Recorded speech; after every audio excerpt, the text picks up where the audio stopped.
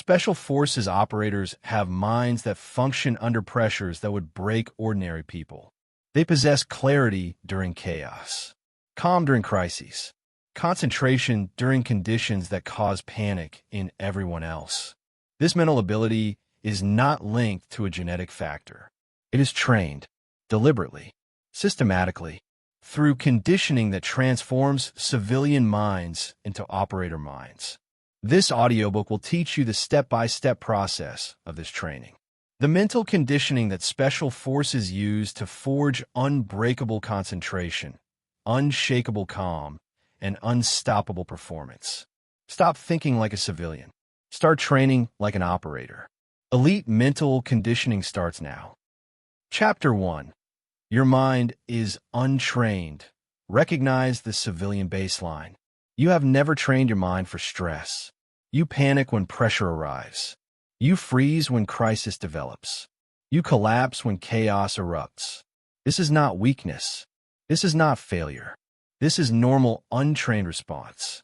Normal for civilians. Unacceptable for operators. That is the key. Your mind operates on civilian programming. Programming designed for comfort and predictability. Programming that functions perfectly when life is calm. Programming that fails completely when comfort disappears and predictability ends. Special Forces operators possess different programming. Programming designed for chaos and uncertainty. Programming that activates when civilian programming crashes. Programming built through systematic training you have never received.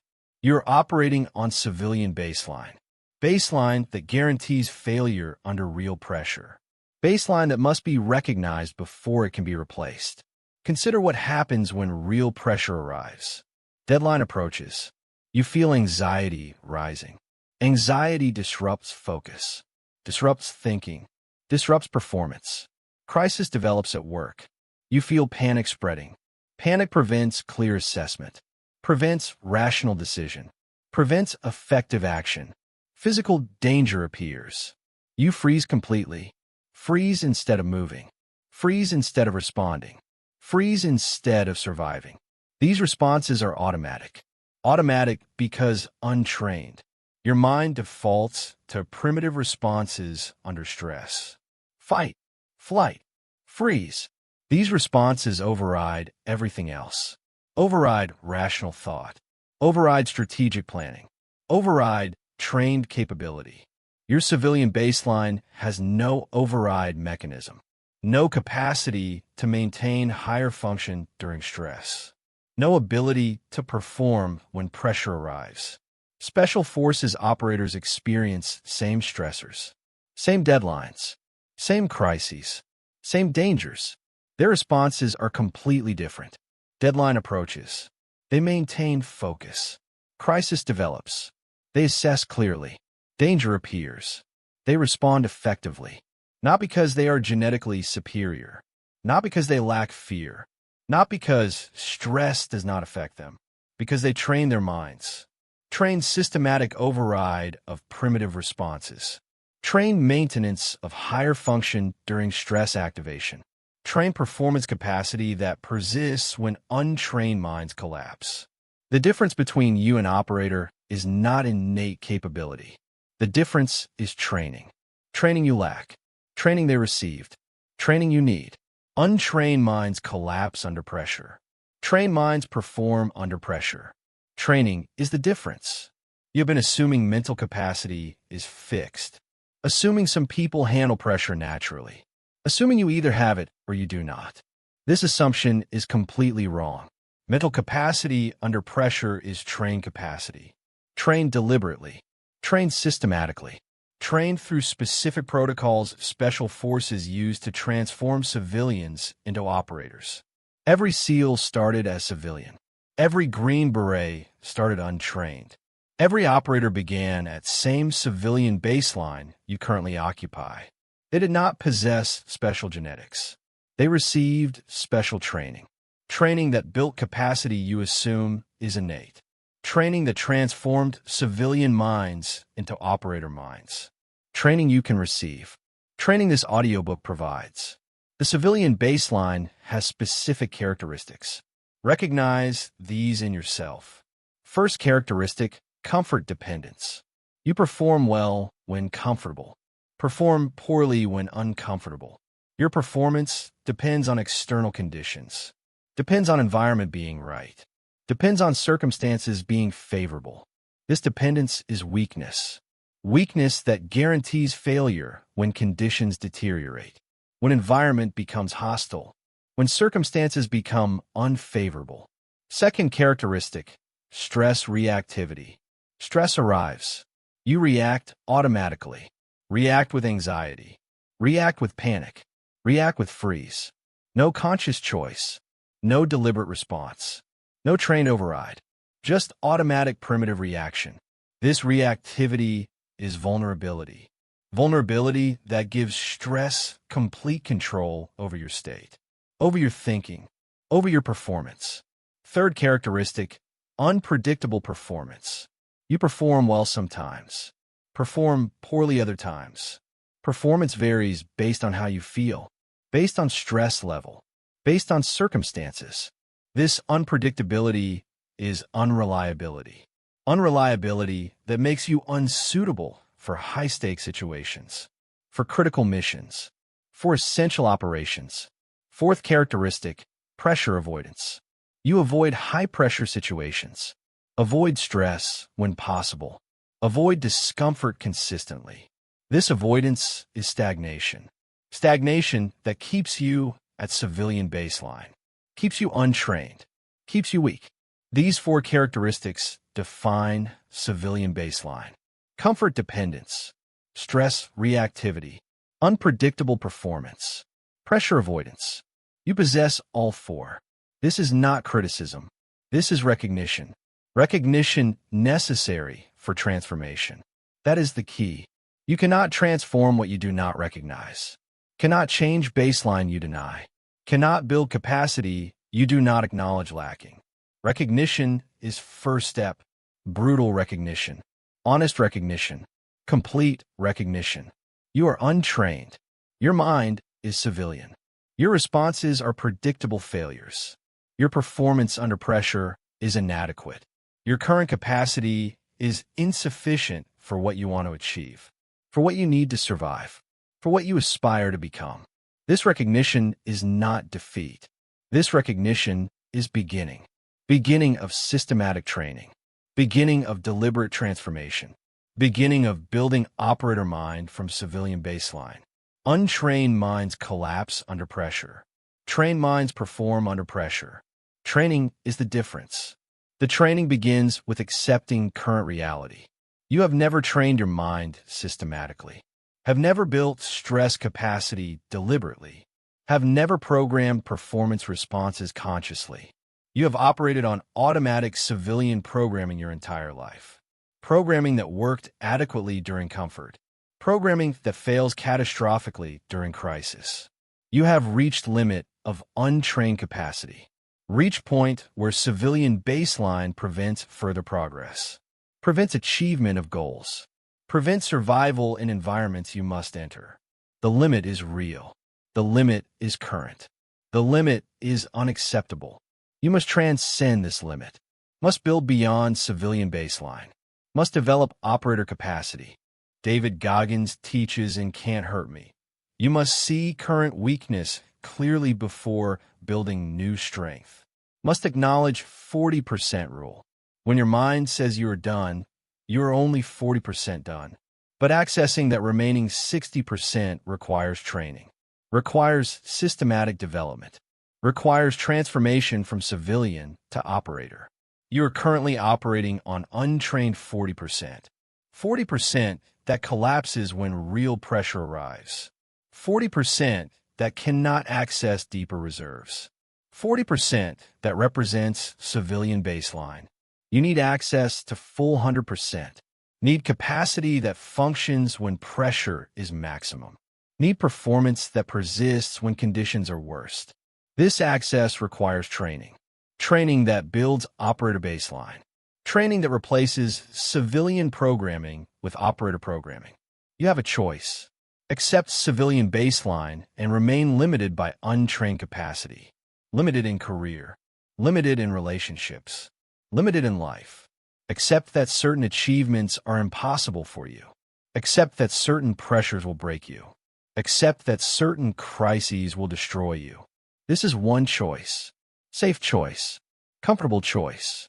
Limiting choice. Or commit to operator conditioning and build capacity beyond current limits. Build capacity that functions under any pressure. Build capacity that performs during any crisis. Build capacity that survives any challenge. This is second choice. Difficult choice. Uncomfortable choice. Transformative choice. Choose civilian baseline. Remain limited forever. Choose operator conditioning. Build unlimited capacity through systematic training. Untrained minds collapse under pressure. Trained minds perform under pressure. Training is the difference. The transformation begins with recognition becoming commitment. You recognize civilian baseline. Now, commit to transcending it. Commit to systematic training. Commit to deliberate conditioning. Commit to building operator mind. This commitment is not casual, not temporary, not conditional. This commitment is absolute, permanent, unconditional. You commit to training regardless of difficulty, regardless of discomfort, regardless of how long transformation requires. This is operator commitment. Commitment special forces require. Commitment that separates those who transform from those who quit. Commitment you must make. Now, today, completely. That is the key. Commitment precedes transformation.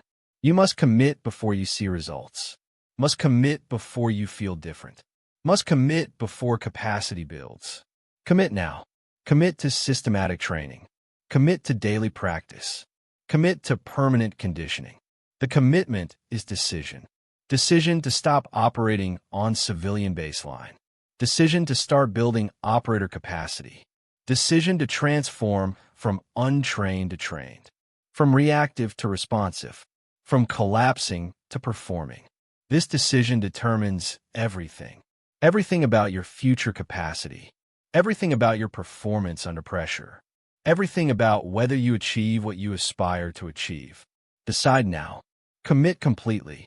Begin transformation immediately. Implementation begins with assessment. Assess your current baseline honestly. When did you last collapse under pressure? What triggered the collapse? How did collapse manifest? Panic? Freeze? Mental shutdown? Performance failure? Write these down.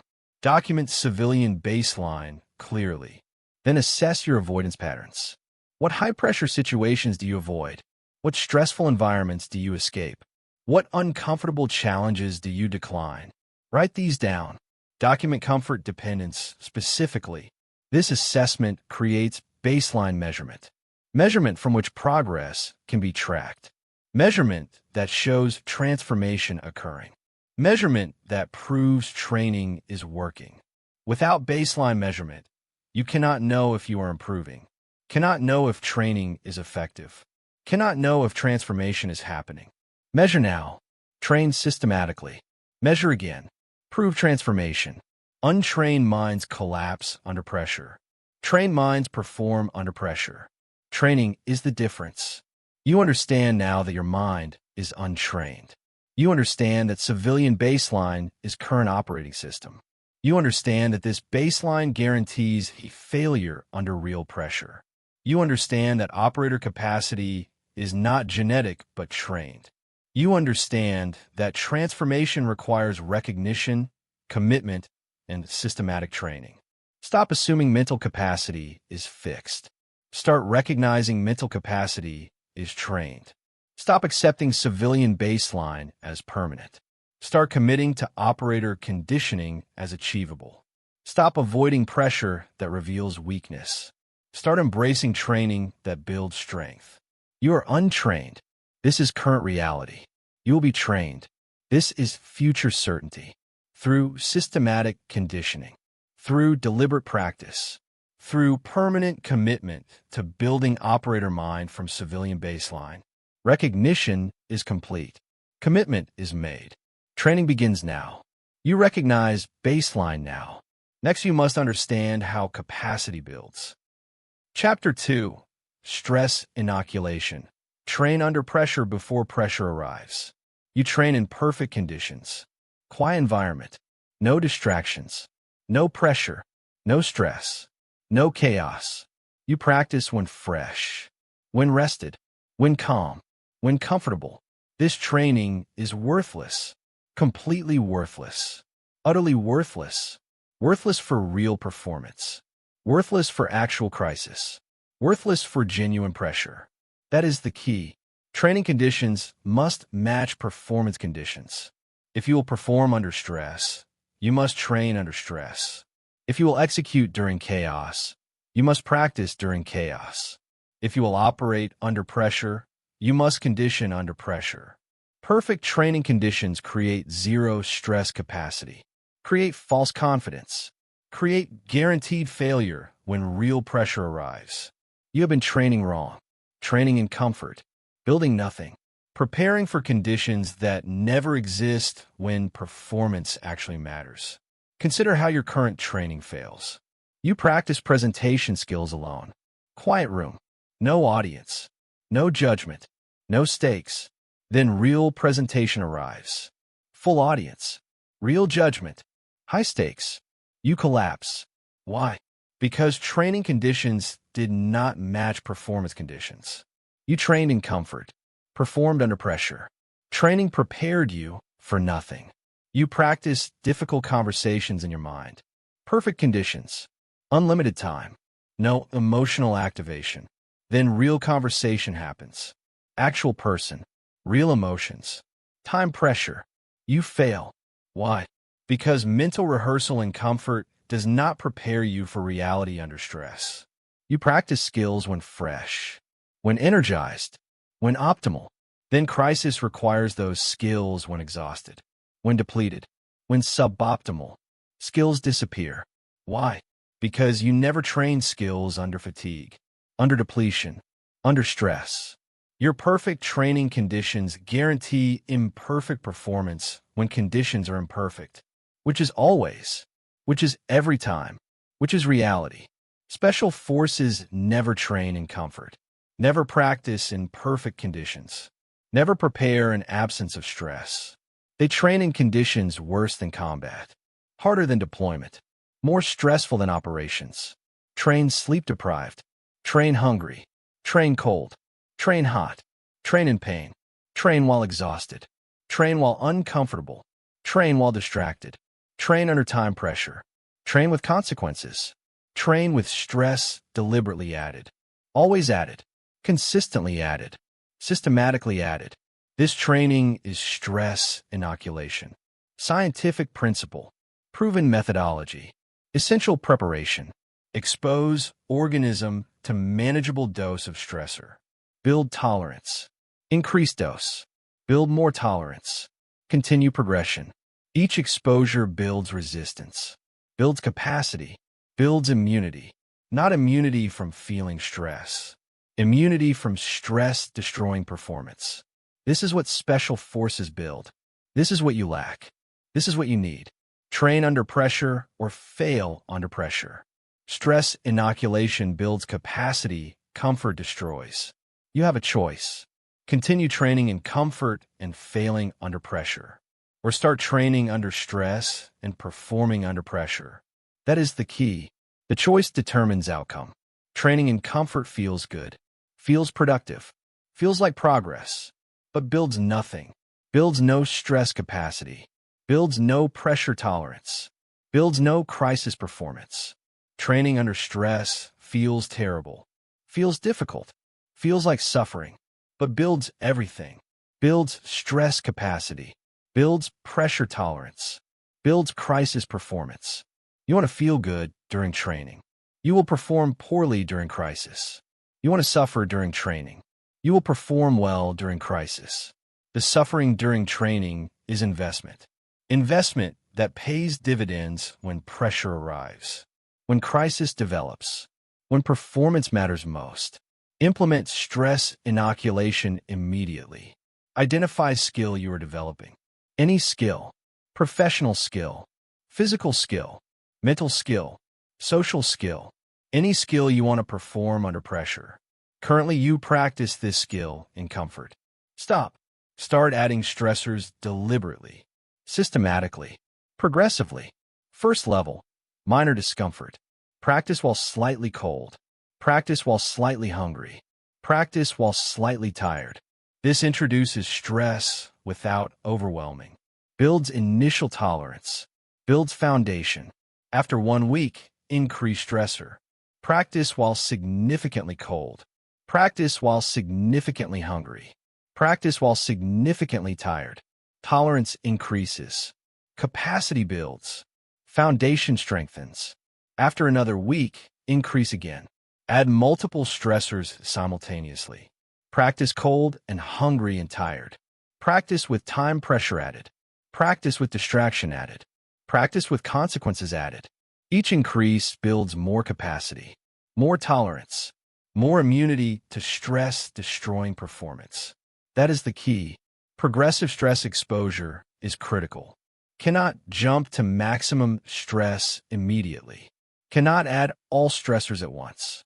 Cannot overwhelm system completely. This creates trauma, not training. Creates breakdown, not breakthrough. Creates damage, not development. Must progress gradually. Must increase systematically. Must build progressively. Start with stress you can handle. Stress that challenges but does not destroy. Stress that is uncomfortable but manageable. Build tolerance to that stress. Then increase stress. Build tolerance to new level. Then increase again. This progressive exposure is how stress inoculation works. How capacity builds. How operators are created from civilians. Gradual exposure. Progressive loading. Systematic development. This is science. This is proven. This is required. Brad Stulberg and Steve Magnus teach in Peak Performance. Stress plus rest equals growth. The formula is essential. Stress without rest creates breakdown. Rest without stress creates stagnation. Stress plus rest creates growth. You must apply stress. Real stress. Significant stress. Progressive stress. Then you must rest. Real rest. Complete rest. Adequate rest. The rest allows adaptation. Allows body to rebuild stronger. Allows mind to integrate training. Allows capacity to increase.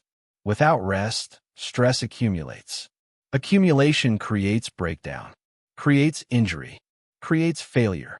You must stress then rest. Stress then rest. Stress then rest. This cycle creates growth. Creates capacity. Creates stress inoculation. Apply this cycle to your training. Add stress deliberately. Rest completely. Repeat consistently. Watch capacity build. Watch tolerance increase. Watch performance under pressure improve dramatically. Train under pressure or fail under pressure. Stress inoculation builds capacity, comfort destroys. Advanced implementation. Create artificial crisis. Crisis more stressful than real crisis you will face. This creates massive inoculation, massive capacity building, massive preparation. Navy SEALs do this in Hell Week.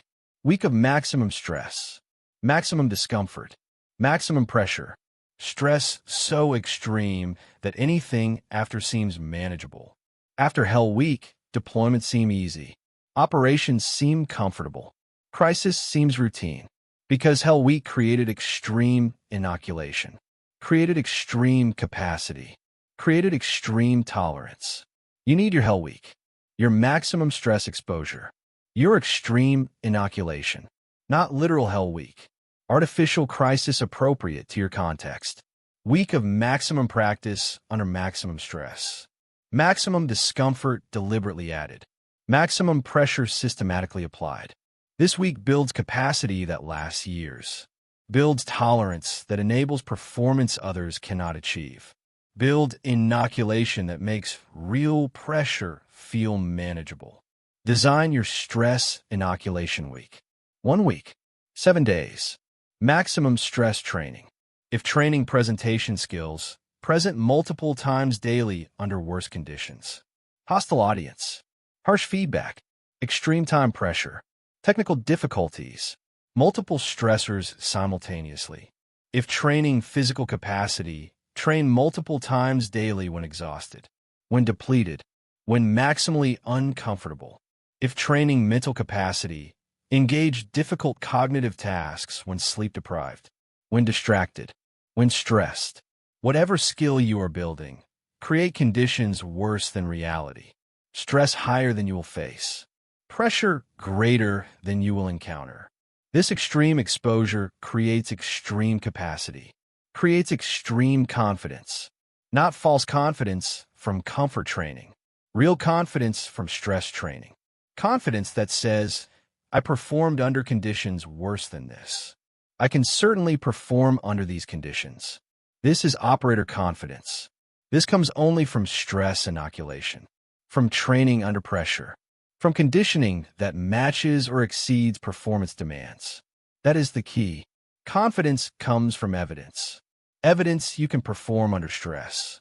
Evidence you can execute under pressure. Evidence you can function during crisis. Comfort training provides no evidence.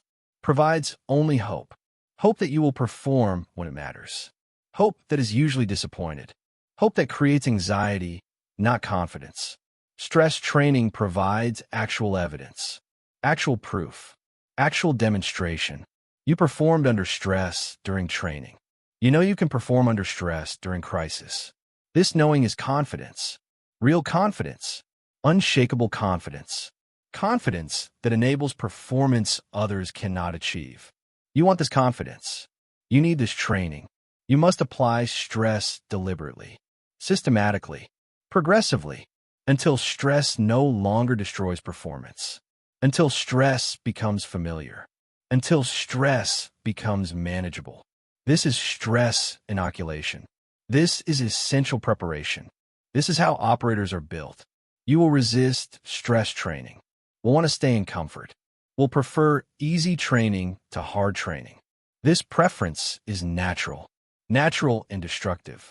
Natural and limiting. Natural and guaranteeing failure when pressure arrives. You must override this preference. Must choose hard training over easy training. Must choose stress over comfort. Must choose suffering during training over failure during performance. Jocko Willink teaches, discipline equals freedom.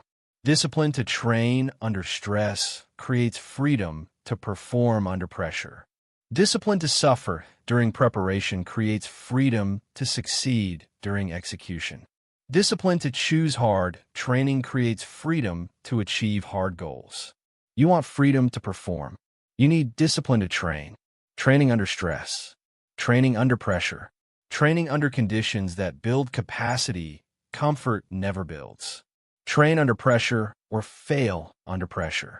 Stress inoculation builds capacity comfort destroys. Start today, right now. Identify next training session. Whatever you're practicing, add stress deliberately. Add discomfort intentionally. Add pressure systematically. Make training harder than performance will be. Make conditions worse than reality will be.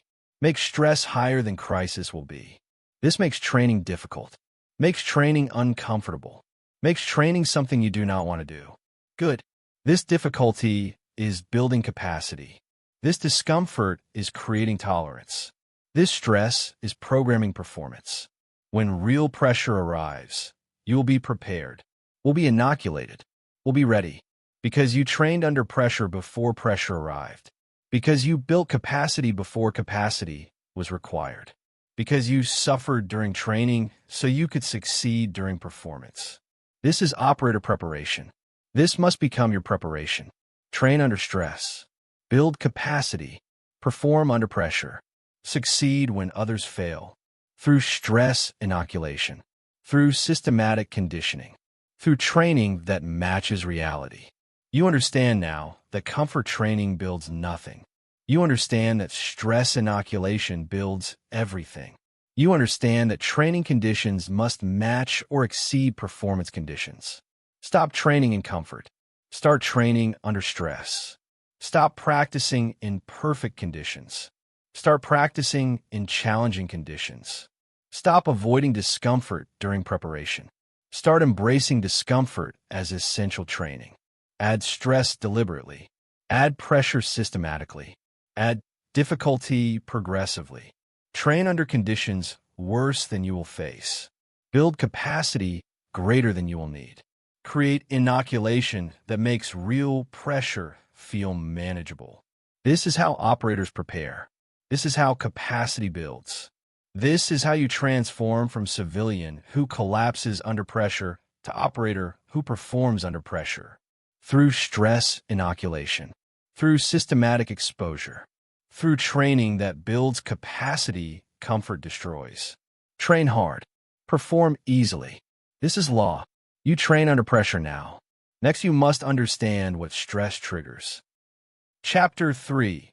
Compartmentalization. Separate emotion from execution. Crisis arrives.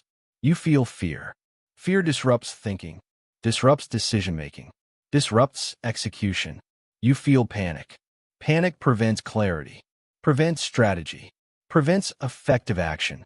You feel overwhelmed. Overwhelm creates paralysis, creates confusion, creates failure. That is the key. Emotions during crisis destroy performance. Your emotional responses override operational responses, override training, override capability.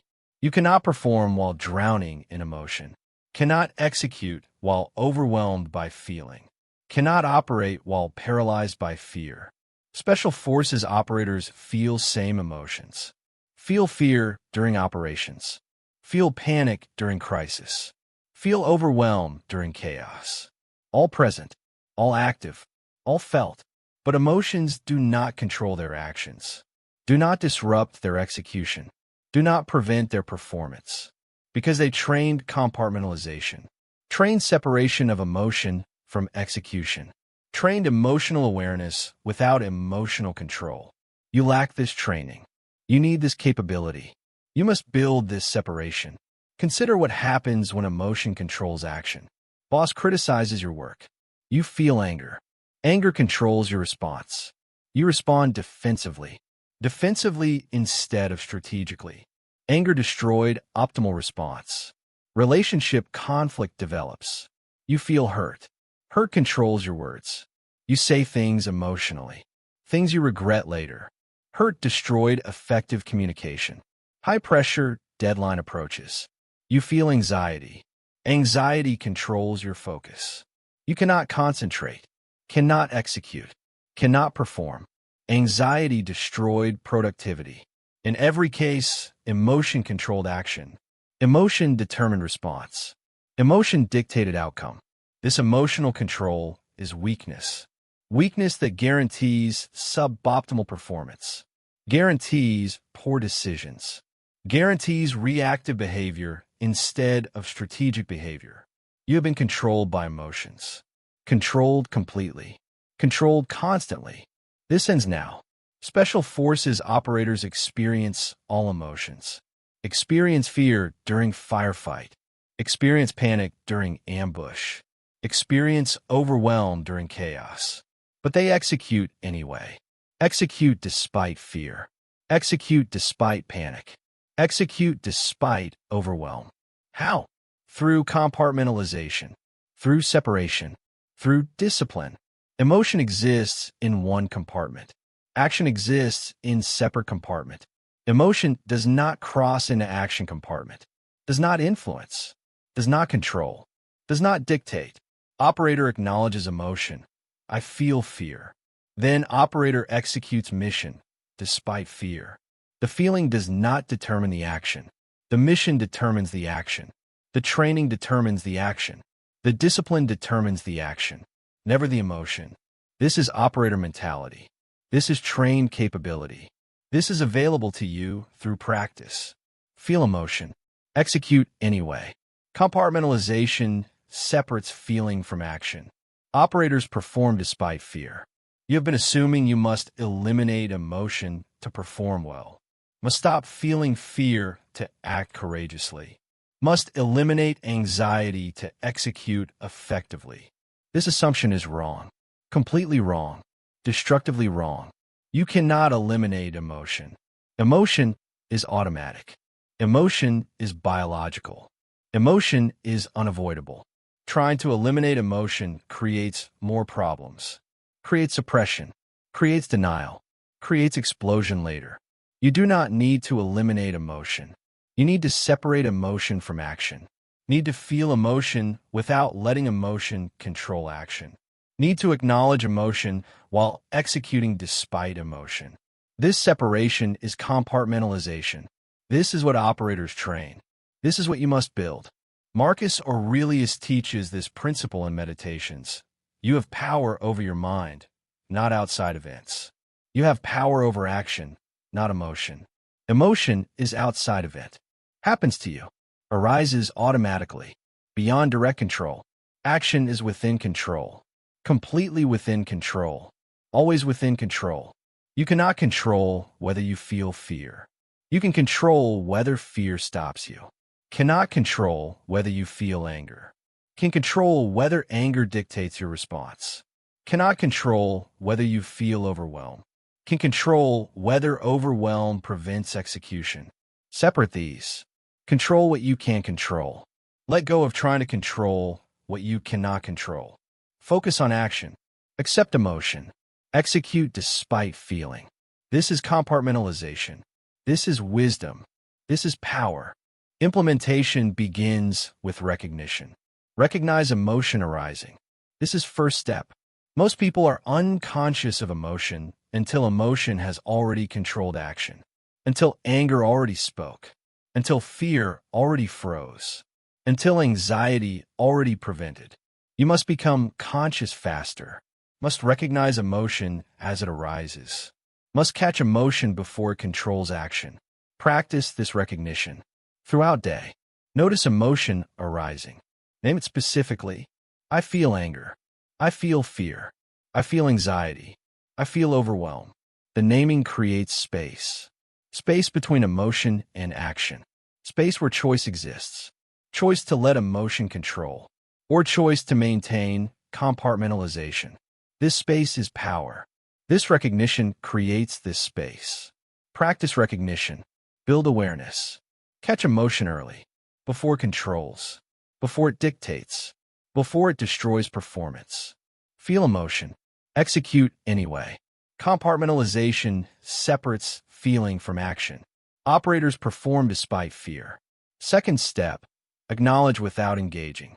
You feel emotion. You recognize emotion. Now acknowledge emotion clearly. I feel fear right now. This acknowledgement is important.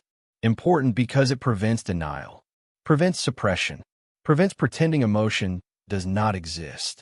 Emotion exists. Acknowledge this truth. But acknowledgement is not engagement. Engagement is analyzing why you feel fear, exploring where fear comes from, understanding fear completely. This engagement pulls you into emotion, pulls you into emotional compartment, prevents execution. You do not have time for engagement during crisis. Do not have time for emotional exploration during operation. Acknowledge emotion exists. Then move to execution. Feel fear. Acknowledge fear. Execute mission. This sequence is compartmentalization. This sequence enables performance despite emotion.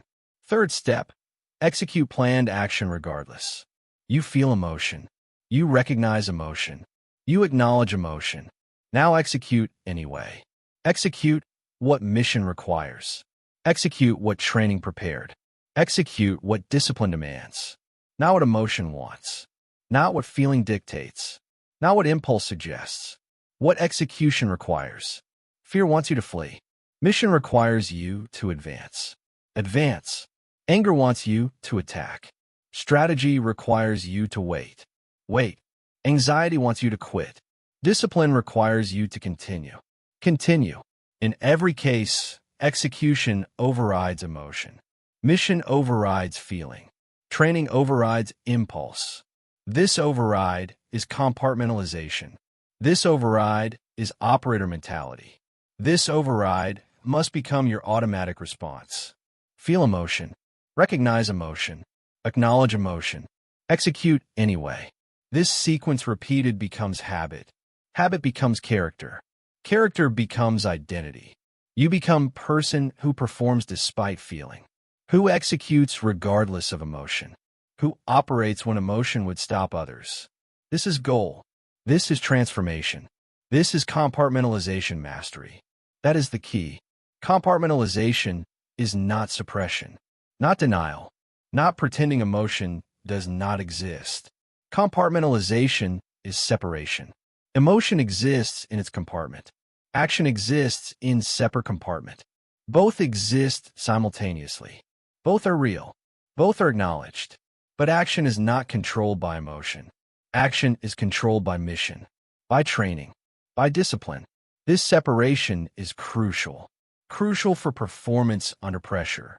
Crucial for execution during crisis. Crucial for operation when emotions are intense. Without compartmentalization, emotion controls everything.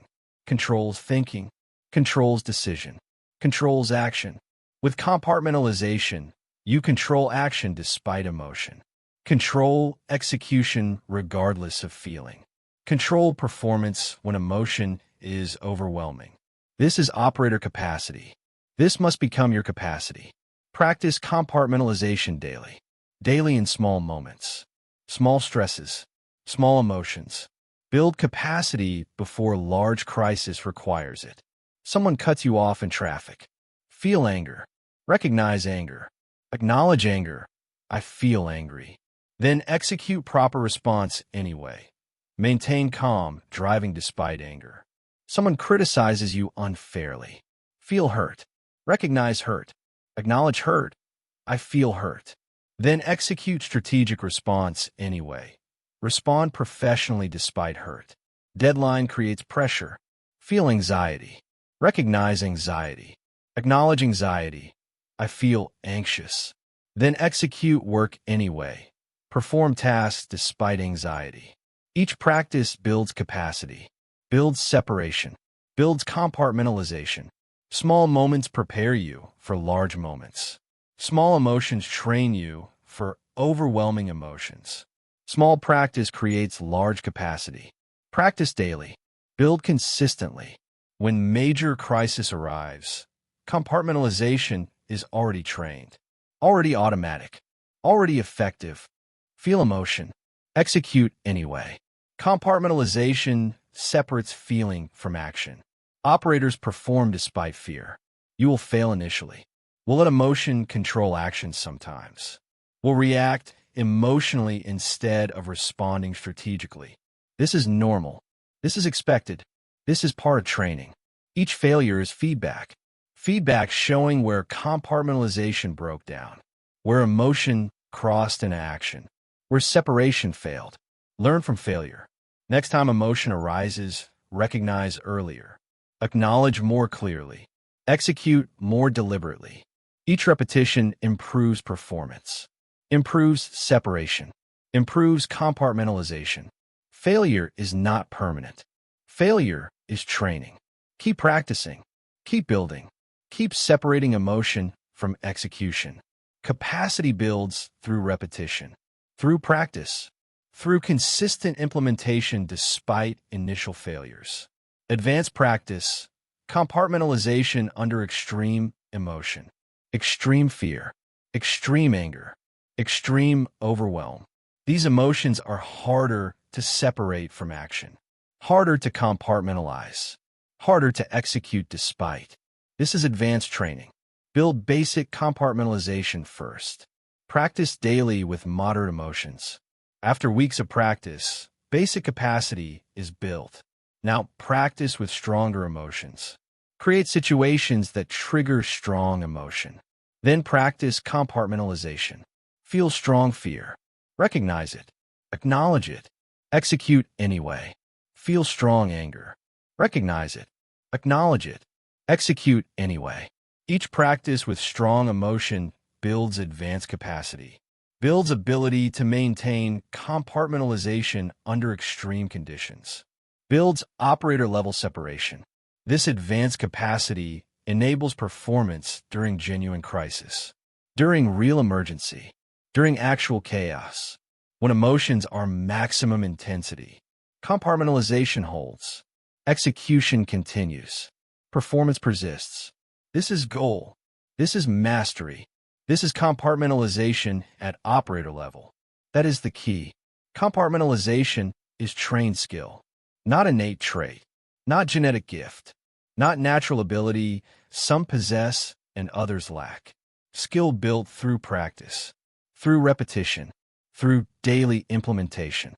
You start unable to separate emotion from action. Emotion controls everything. Through practice, you build separation, build compartments, build capacity to feel emotion while executing action. This capacity grows stronger with practice, stronger with repetition, stronger with consistent application. After months of daily practice, compartmentalization becomes automatic, becomes reflexive, becomes natural response to any emotion. You no longer have to force separation. Separation happens automatically. Emotion arises. Compartmentalization activates. Execution continues. No thought required. No effort required. No discipline required. Just automatic separation. Automatic execution. Automatic performance despite feeling. This automation is mastery. This automation is goal. This automation comes through practice. Daily practice. Consistent practice. Permanent practice. You understand now that emotion destroys performance when emotion controls action. You understand that operators feel emotion but execute despite emotion. You understand that compartmentalization separates feeling from action through recognition, acknowledgement, and execution regardless. Stop trying to eliminate emotion. Start training emotion-action separation. Stop letting emotion dictate response.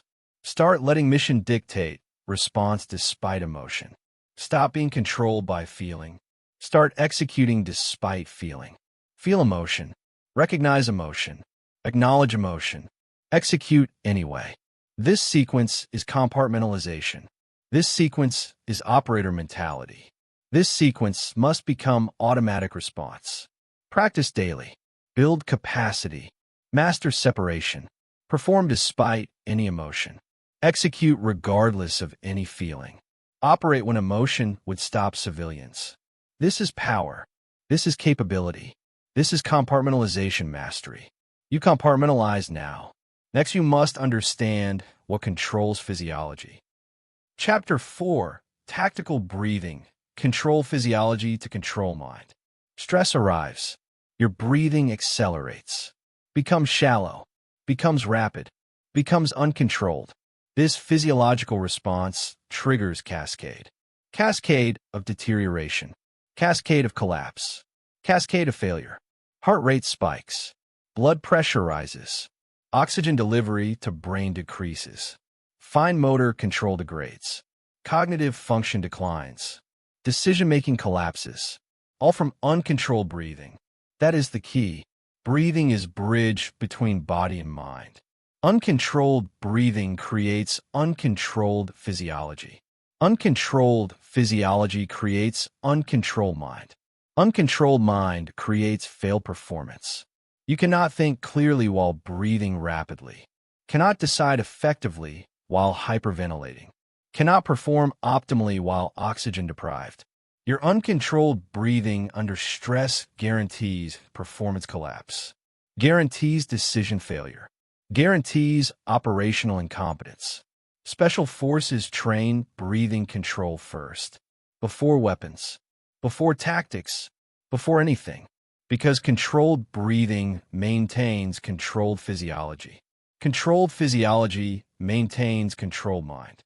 Controlled mind maintains operational performance. Consider the physiological cascade clearly. Stress triggers fight or flight response. Fight or flight accelerates breathing. Accelerated breathing creates hyperventilation. Hyperventilation reduces carbon dioxide. Reduced carbon dioxide constricts blood vessels. Constricted vessels reduce blood flow to brain. Reduced blood flow impairs cognitive function. Impaired cognition destroys performance. Additionally, rapid, shallow breathing activates sympathetic nervous system. Sympathetic activation increases heart rate, increases blood pressure, increases muscle tension, increases anxiety. This creates positive feedback loop. Anxiety increases breathing rate. Increased breathing rate increases anxiety. Loop continues, escalates, spirals, until complete collapse, until panic attack, until total system failure.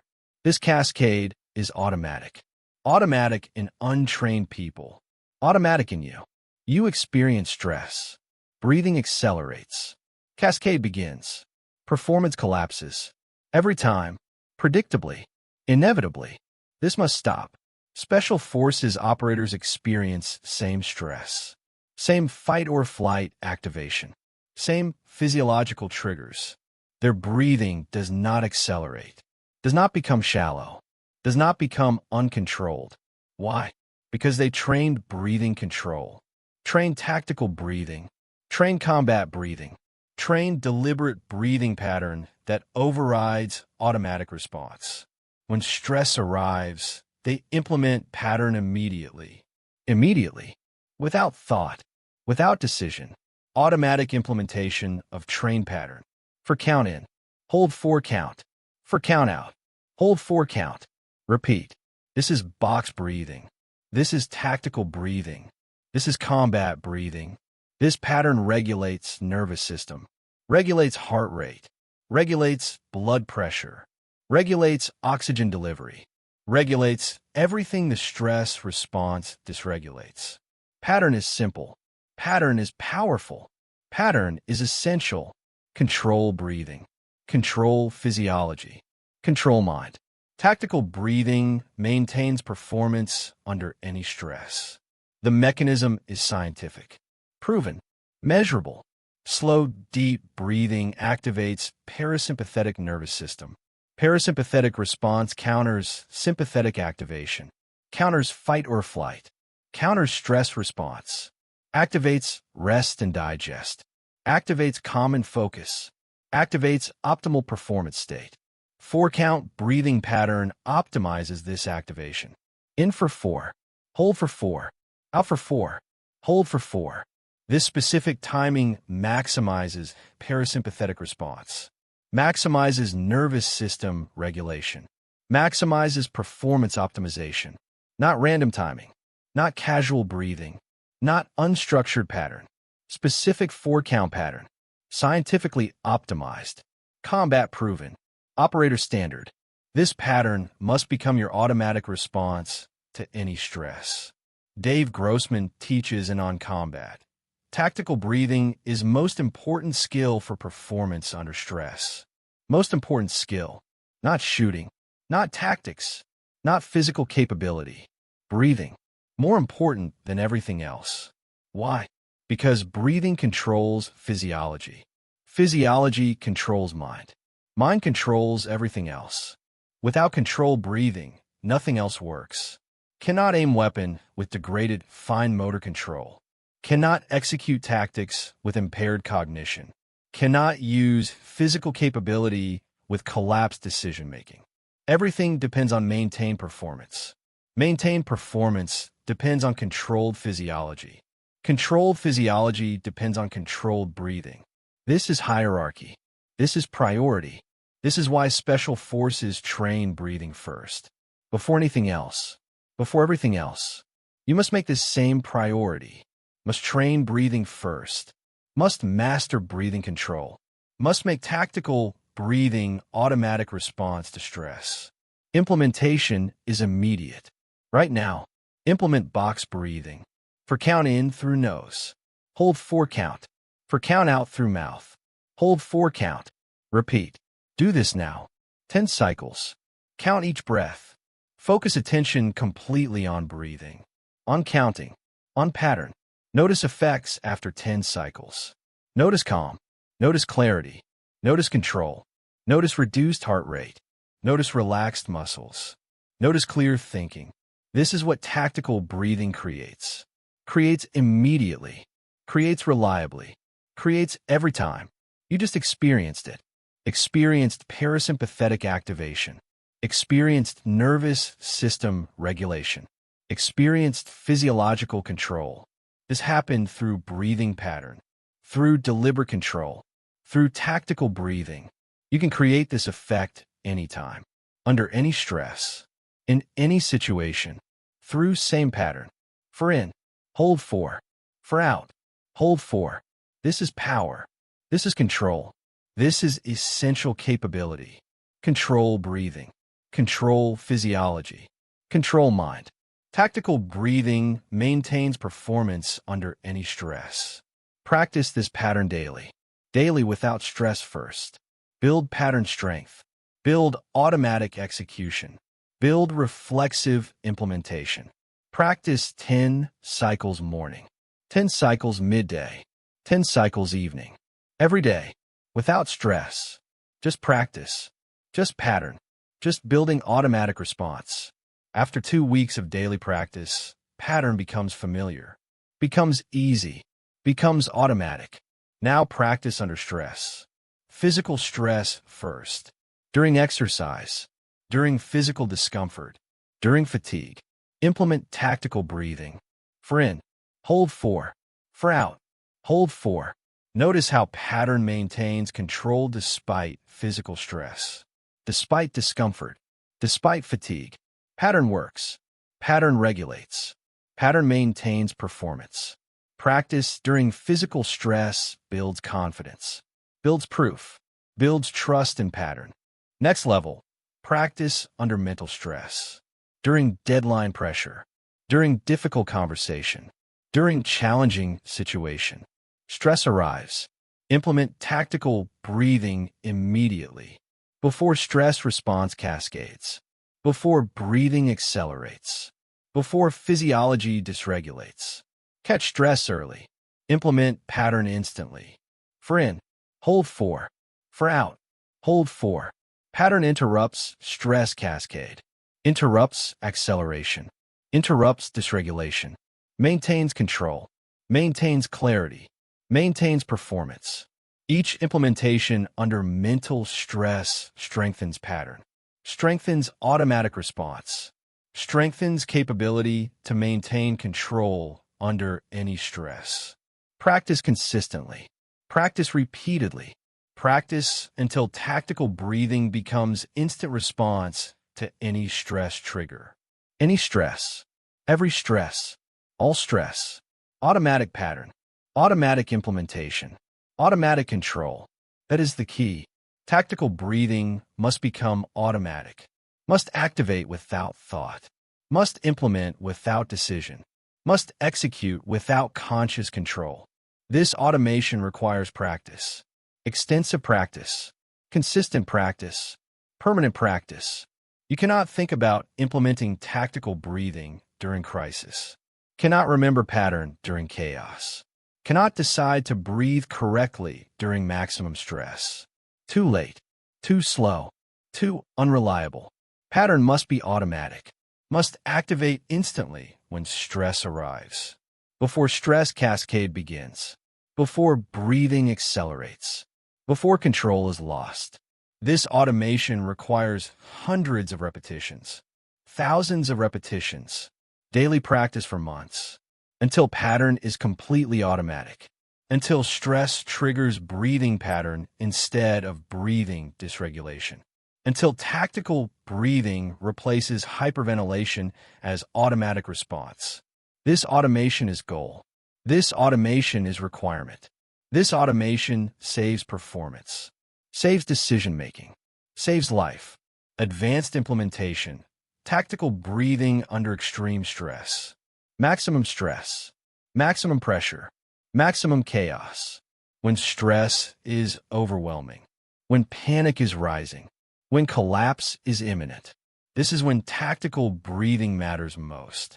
This is when most people cannot implement, cannot remember, cannot execute, because they did not train automation, did not practice sufficiently, did not build reflexive response, You must train beyond this failure point.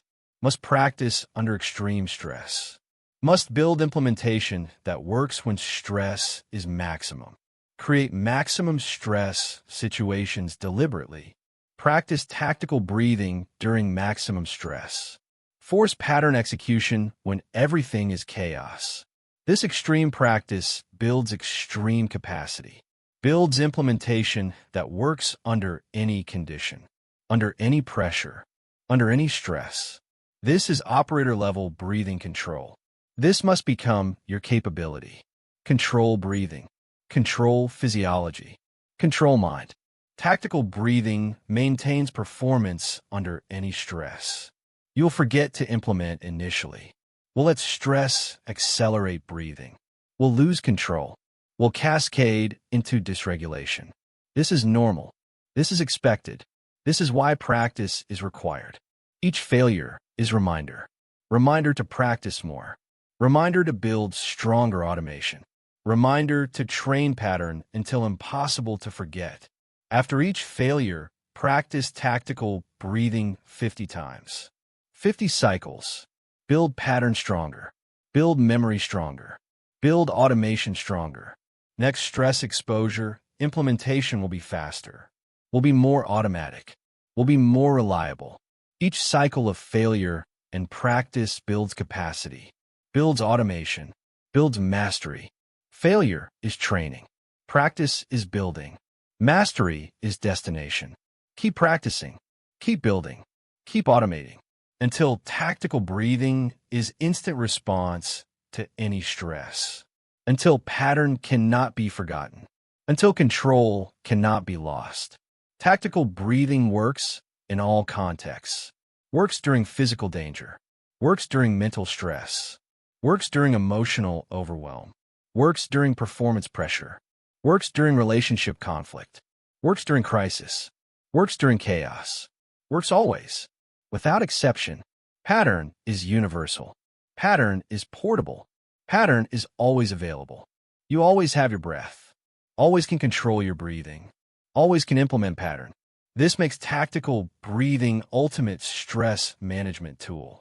Ultimate performance optimization tool. Ultimate crisis response tool. No equipment required. No external resources needed. No special conditions necessary. Just breathing. Just pattern. Just discipline to implement. This simplicity is power. This availability is strength. This reliability is essential. Master this tool. Master this pattern. Master this breathing. Control breathing. Control everything. You understand now that uncontrolled breathing creates uncontrolled performance. You understand that tactical breathing regulates physiology and maintains performance under stress. You understand that box breathing pattern must become automatic response to stress. Stop breathing unconsciously. Start implementing tactical breathing deliberately. Stop letting stress accelerate breathing. Start using breathing to control stress response. Stop experiencing physiological cascade. Start preventing cascade through breathing control. For count in, hold 4 count. For count out, hold 4 count. This is pattern. This is power. This is control. Practice daily. Practice under stress. Practice until automatic. Build breathing control that maintains performance under any pressure. Through any stress. During any crisis. This is operator standard. This must become your standard. Control breathing. Control physiology. Control mind. Control performance. Through tactical breathing. Through daily practice. Through permanent mastery. You control breathing now. Next, you must understand what breathing enables. Chapter 5. Mission Focus. Let objective override obstacle. You encounter obstacle. You fixate on obstacle. Focus all attention on obstacle.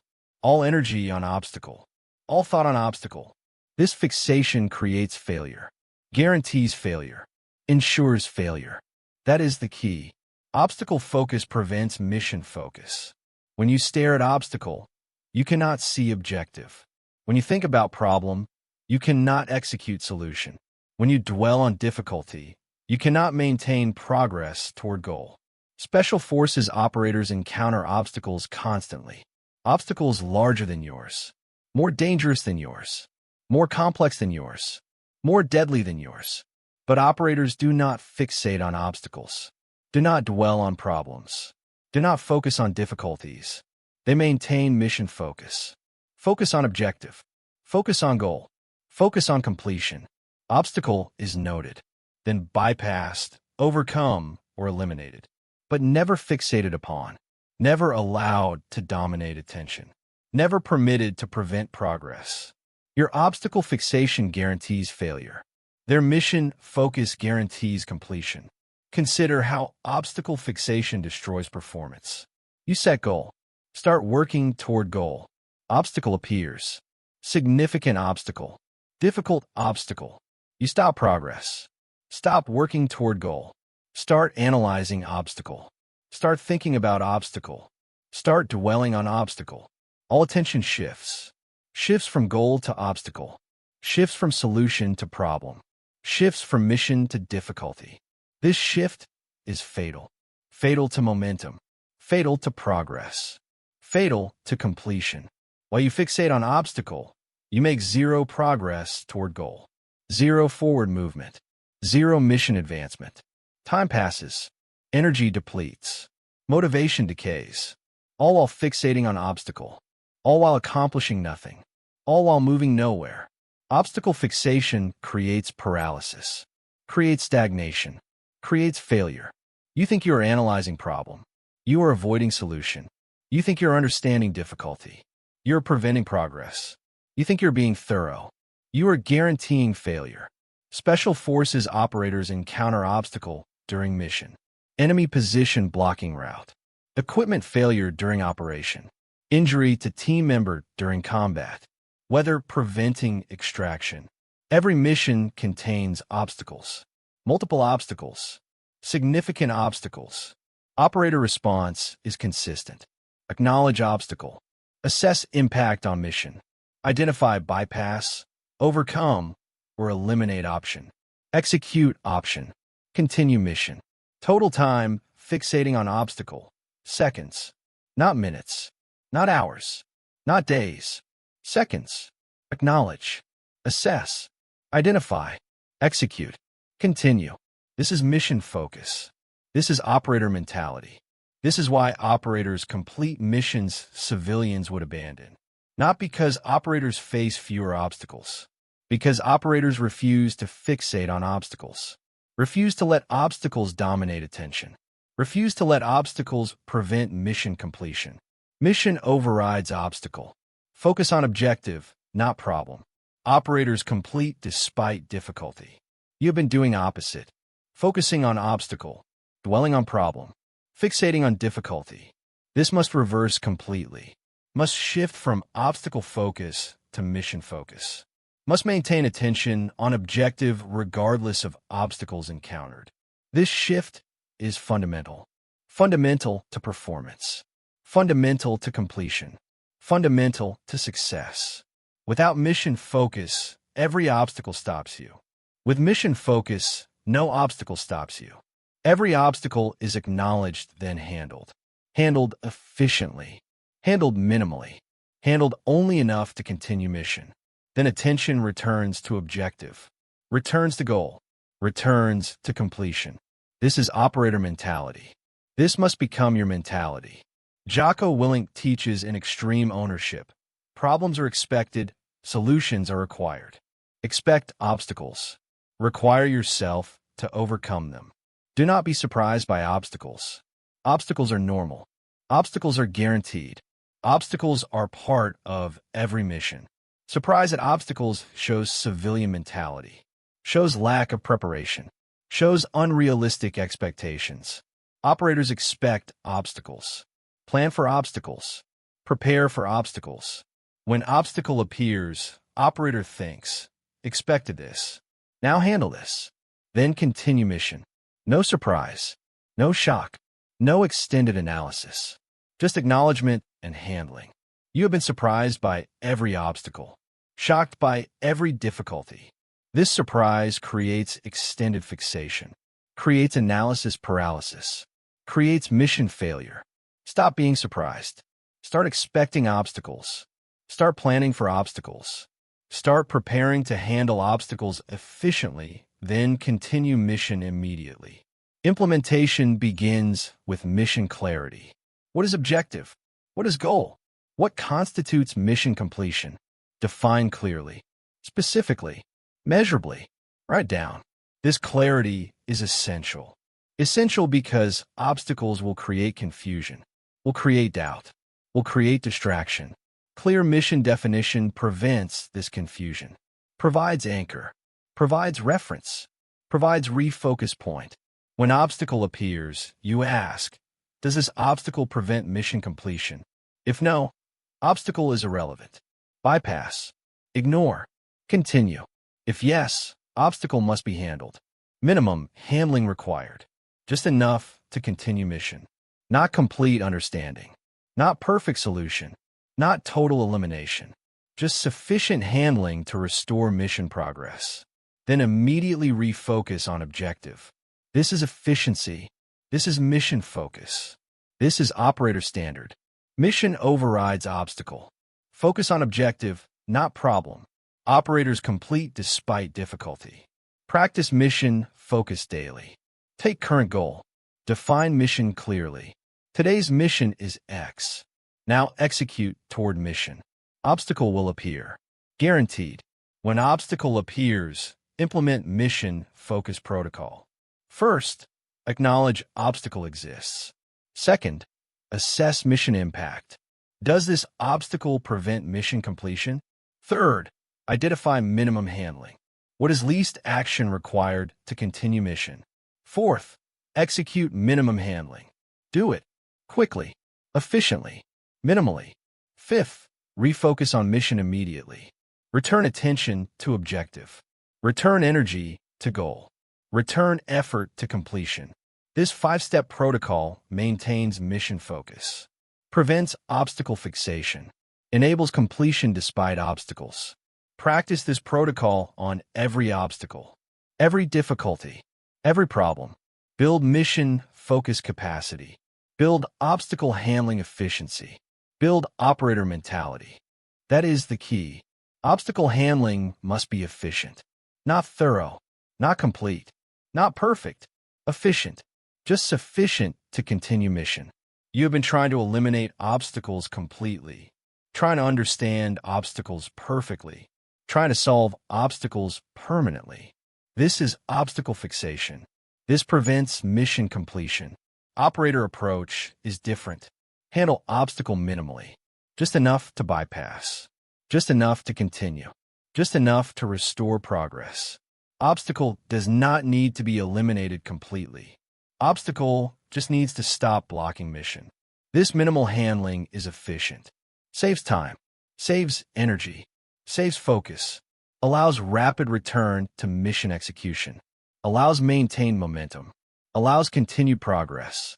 Minimal handling. Maximum mission focus. This is operator efficiency. This must become your efficiency. Advanced implementation. Reframe obstacles as mission feedback. Obstacle appears. This obstacle is information. Information about route.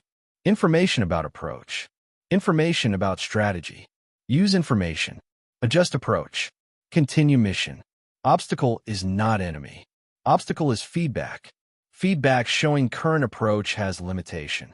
Showing current strategy needs adjustment. Showing mission requires different route. This reframe changes relationship with obstacles. Changes response to obstacles. Changes outcome from obstacles. Obstacle no longer stops you. Obstacle informs you. Informs route adjustment. Informs strategy modification. Informs approach change. You adjust. You continue. You complete. Ryan Holiday teaches in The Obstacle is the Way. Obstacle in the path becomes the path. Obstacle is not blocking mission. Obstacle is refining mission approach. Use obstacle. Learn from obstacle. Adjust because of obstacle. Then continue mission. This is advanced mission focus. This is operator sophistication. This is mastery level. Mission overrides obstacle. Focus on objective, not problem. Operators complete despite difficulty. You will fail at mission focus initially. Will fixate on obstacles. Will lose focus on mission. Will dwell on problems. This is normal. This is expected. This is why practice is required. Each obstacle is practice opportunity. Practice acknowledging. Practice assessing. Practice identifying minimal handling. Practice executing handling. Practice refocusing on mission. Each repetition builds capacity, builds efficiency, builds mission focus. After months of practice, mission focus becomes automatic. Obstacle appears. Automatic acknowledgement. Automatic assessment. Automatic minimal handling. Automatic refocus. No extended thought. No fixation. No dwelling. Just efficient handling, then mission continuation. This automation is goal. This automation is mastery. This automation separates operators from civilians. You will encounter people who fixate on obstacles, who dwell on problems, who analyze difficulties endlessly. These people will pressure you to fixate with them, pressure you to dwell with them, pressure you to analyze endlessly with them. Resist this pressure. Maintain mission focus. Acknowledge their obstacle concerns briefly. Then refocus on mission. Then continue execution. Do not get pulled into obstacle fixation.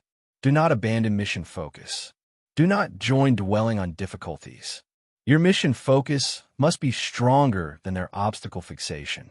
Your objective orientation must override their problem orientation.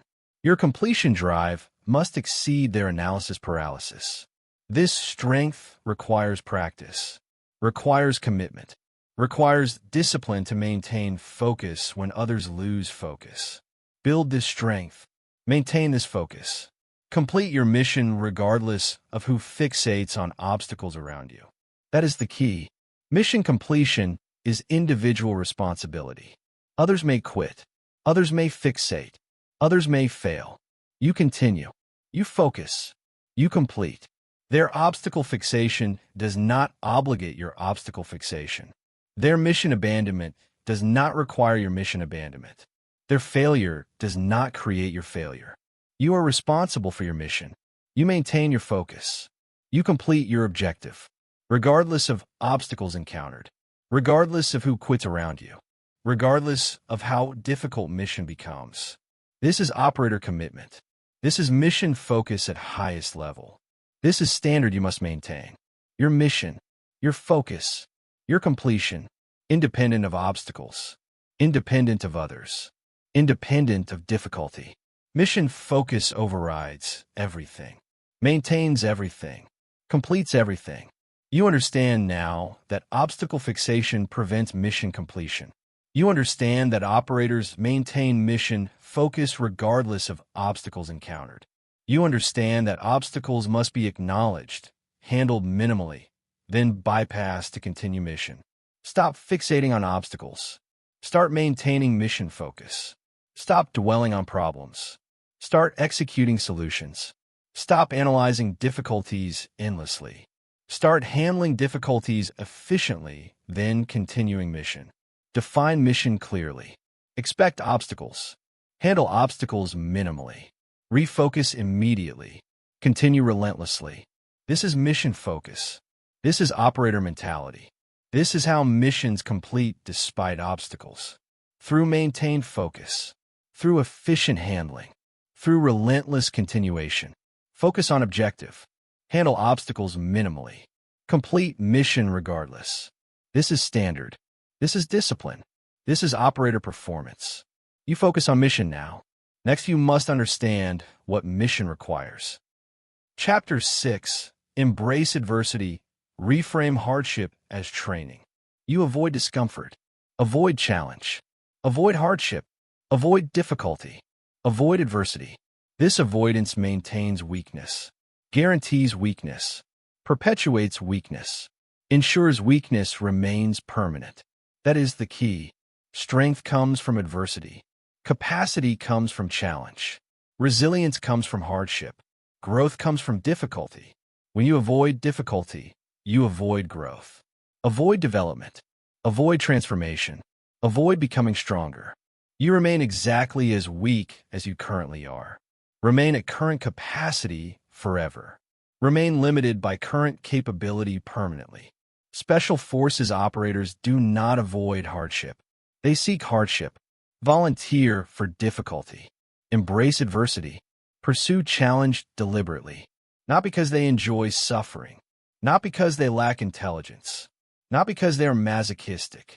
Because they understand suffering creates strength, creates capacity, creates resilience, creates operators from civilians.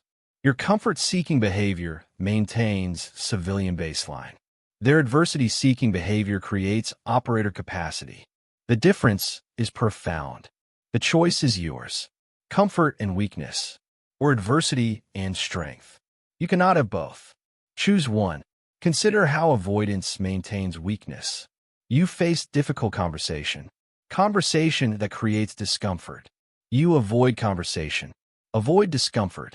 Communication skill does not improve, does not develop, does not strengthen, remains weak. You encounter physical challenge that requires effort. You avoid challenge. Avoid effort. Physical capacity does not increase, does not grow, does not expand, remains limited. You see mental difficulty that demands focus. You avoid difficulty. Avoid demand. Mental strength does not build, does not develop, does not improve, remains inadequate. Every avoidance is missed training opportunity, missed strength building, missed capacity development, missed growth moment. You have been avoiding constantly, avoiding daily, avoiding automatically. Each avoidance kept you weak, kept you limited, kept you at civilian baseline. The avoidance feels good, feels comfortable, feels safe. The avoidance guarantees permanent weakness, guarantees permanent limitation, guarantees permanent inadequacy. Special Forces selection is designed around adversity. Hell Week for Navy SEALs. Selection for Green Berets. Assessment for Rangers. All designed to create maximum adversity, maximum hardship, maximum difficulty. Why? To build operators, to create capacity, to forge strength. Candidates face sleep deprivation, face hunger, face cold, face pain, face exhaustion, face conditions that break most people. Break physically, break mentally, break emotionally. Those who quit stay weak. Those who persist become strong. The adversity is not punishment. The adversity is training. Training that builds capacity comfort never builds. Training that creates strength avoidance prevents. Training that transforms civilians into operators. You need this training. Need this adversity. Need this hardship. Not literal hell week. Adversity appropriate to your context. Adversity you seek deliberately. Adversity you embrace completely. Adversity that builds you systematically. Adversity builds strength. Comfort maintains weakness. Embrace hardship or remain limited forever. You have a choice. Continue seeking comfort and remaining weak, or start embracing adversity and building strength. That is the key. The choice is binary. No middle ground exists. You either seek comfort or seek adversity. Comfort is default. Comfort is easy. Comfort requires no discipline. Comfort also builds nothing, creates no strength, develops no capacity, maintains current weakness permanently. Adversity is choice. Adversity is difficult. Adversity requires discipline. Adversity also builds everything, creates real strength, develops actual capacity, transforms weakness into capability. You want strength. You need adversity. You must seek difficulty, must embrace hardship, must volunteer for challenge, must pursue adversity deliberately, daily, systematically, permanently. David Goggins teaches, suffering is where growth lives. Comfort is where growth dies. Seek the suffering. Embrace the adversity. Build the capacity. Every hardship you embrace makes you stronger. Every difficulty you overcome increases capability. Every adversity you survive builds resilience. This is not theory. This is biology. This is how organisms adapt, how systems strengthen, how capacity develops. Stress creates adaptation. Hardship creates growth.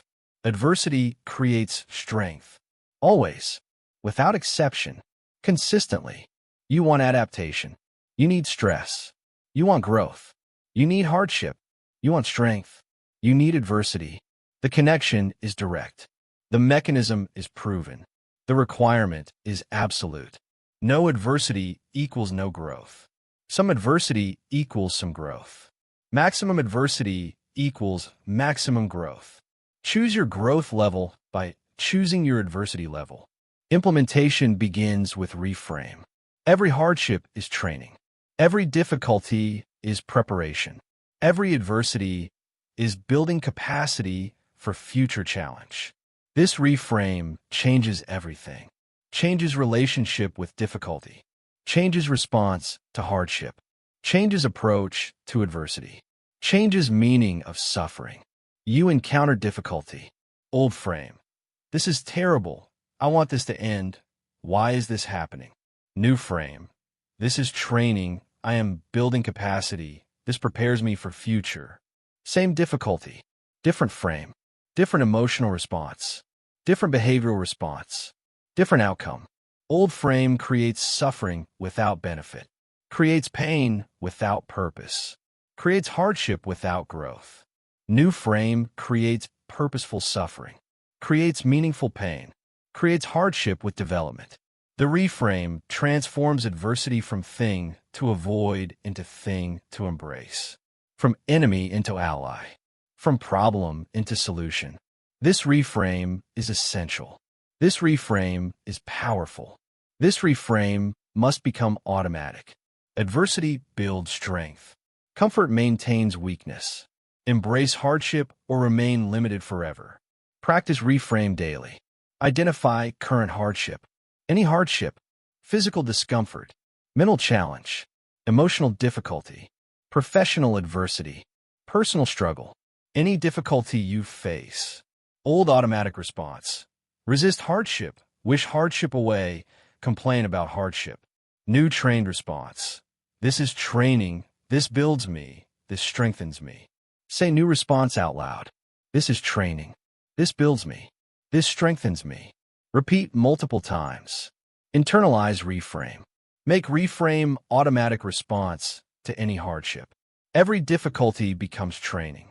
Every challenge becomes capacity building. Every adversity becomes strength development. This reframe, maintained consistently, transforms your relationship with difficulty, transforms approach to hardship, transforms capacity to grow through adversity. Advanced implementation, voluntary hardship. Not just reframing involuntary hardship, creating voluntary hardship deliberately, seeking difficulty intentionally, pursuing adversity systematically. This is operator training. This is how special forces build capacity. Through voluntary exposure to hardship, through deliberate adversity seeking, through systematic difficulty creation. You can implement this. You must implement this. Create voluntary hardship daily. Cold shower every morning. Voluntary physical discomfort. Builds tolerance. Builds resilience. Builds strength. Extra physical training when tired. Voluntary fatigue training. Builds capacity under exhaustion. Fast when you want food. Voluntary hunger training. Builds metabolic flexibility. Builds discipline. Work on difficult tasks when you want rest. Voluntary mental challenge. Builds cognitive endurance. Builds focus capacity. Each voluntary hardship builds you, strengthens you, prepares you for involuntary hardship, for unavoidable adversity, for genuine crisis. That is the key. Voluntary hardship prepares you for involuntary hardship. You choose cold shower. This builds tolerance to involuntary cold. You choose hunger. This builds tolerance to involuntary deprivation. You choose fatigue training. This builds tolerance to involuntary exhaustion. You choose mental challenge. This builds tolerance to involuntary stress. The voluntary exposure creates adaptation. Adaptation that protects during involuntary exposure. You cannot avoid all hardship. Life guarantees adversity. Life guarantees difficulty. Life guarantees challenge. Question is not whether you face hardship. Question is whether you are prepared when hardship arrives. Preparation comes through voluntary hardship, through deliberate adversity seeking, through systematic difficulty exposure. Train in voluntary hardship. Perform during involuntary hardship. This is operator preparation. This must become your preparation. Design weekly hardship protocol. 7 days. Each day includes voluntary hardship. Day 1, cold exposure. Ice bath or cold shower. 5 minutes minimum. Day 2, fasted training. Physical training while fasted. 12 hours minimum fast. Day 3, mental challenge while exhausted. Difficult cognitive task after physical exhaustion. Day 4, social discomfort. Difficult conversation. Uncomfortable interaction. Day 5, physical discomfort. Exercise beyond normal limit. Extra intensity. Extra duration. Day 6, sleep restriction. 4 hours sleep maximum. Function normally despite deprivation. Day 7, combined stressors. Multiple hardships simultaneously. This weekly protocol creates systematic adversity exposure, creates progressive capacity building, creates operator-level hardship tolerance. Execute this protocol. Execute weekly. Execute permanently. Watch capacity build. Watch strength develop. Watch resilience emerge. Adversity builds strength. Comfort maintains weakness. Embrace hardship or remain limited forever. You will resist voluntary hardship. Will want to skip difficult exposures. Will prefer comfort to adversity. This resistance is normal. Normal and limiting. Normal and maintaining weakness. Normal and preventing growth. Override resistance. Execute hardship anyway. Execute despite resistance. Execute because resistance proves you need this. Resistance shows weakness, shows comfort dependence, shows avoidance pattern. Strong people do not resist hardship. Weak people resist hardship. You are currently weak. Resistance proves this. Accept resistance as feedback. Then execute hardship despite resistance. Each execution builds strength, reduces resistance, increases capacity. After weeks of execution, resistance decreases. After months of execution, resistance disappears. After sustained execution, you seek hardship, crave adversity, pursue difficulty, because you understand hardship builds you, because you value strength over comfort, because you became operator. Nassim Taleb teaches in Anti-Fragile. Some systems gain from stress. These systems are anti-fragile. Fragile systems break under stress. Robust systems resist stress. Anti-fragile systems grow from stress. You want to be anti-fragile. Want to gain from adversity. Want to strengthen through hardship. This requires exposure. Regular exposure. Progressive exposure. Systematic exposure. To adversity. To hardship. To difficulty. Each exposure that does not break you makes you stronger. Makes you more capable, makes you more resilient. You become anti-fragile through adversity exposure. Become fragile through comfort seeking. Choose anti-fragility. Choose adversity. Choose growth through hardship. This is operator path. This is strength building. This is capacity development through systematic adversity embrace. You understand now that comfort maintains weakness while adversity builds strength. You understand that hardship must be reframed as training, not punishment. You understand that voluntary hardship prepares you for involuntary hardship. Stop avoiding difficulty. Start embracing adversity. Stop seeking comfort constantly. Start seeking hardship deliberately. Stop resisting challenge. Start pursuing challenge systematically. Reframe every hardship. This is training. Create voluntary hardship, daily exposure protocols. Execute despite resistance. Build strength through adversity. Every difficulty builds you. Every hardship strengthens you. Every adversity prepares you for greater challenges, for larger adversity, for genuine crisis. Embrace hardship now. Build strength through adversity. Become operator through systematic difficulty exposure. This is path. This is training. This is transformation. You embrace adversity now. Next, you must understand what adversity enables. Chapter 7. Scenario Visualization. Rehearse success before execution. You face important moment. High-pressure situation. Critical performance. You have never mentally rehearsed this moment. Never visualized this situation. Never practiced this performance mentally. When moment arrives, you freeze. You hesitate. You fail. That is the key. Your mind has no pre-programmed response. No rehearsed pattern. No practice pathway. You're executing for first time in high-pressure moment. This guarantees poor performance. Guarantees hesitation. Guarantees failure. Special Forces operators never execute for first time in real moment. They have executed hundreds of times in visualization, mental rehearsal, scenario practice. When real moment arrives, mind follows pre-programmed pattern, follows rehearsed pathway, executes practiced response. No hesitation, no uncertainty, no failure. Just execution. Smooth execution. Confident execution. Successful execution. Because mind was prepared. Because performance was rehearsed. Because success was visualized repeatedly before real attempt. You lack this preparation. You need this rehearsal. You must build this programming. Consider what happens when mind is unprepared. Presentation tomorrow. You have not visualized presenting. Have not mentally rehearsed performance. Have not practiced scenario mentally. Tomorrow arrives.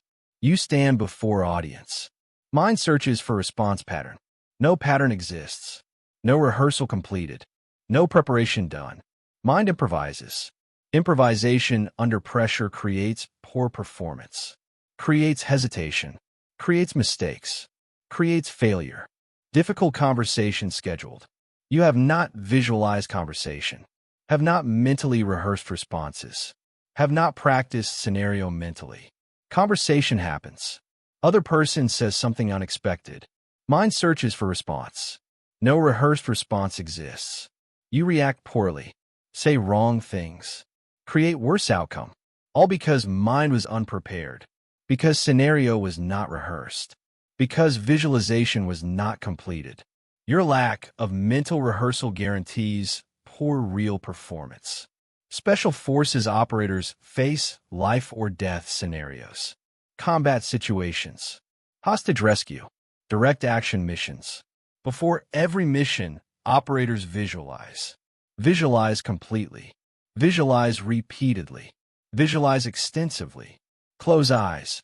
See mission environment. See enemy positions. See team movements. See own actions. See responses to enemy action. See contingencies. See backup plans. See everything that could happen.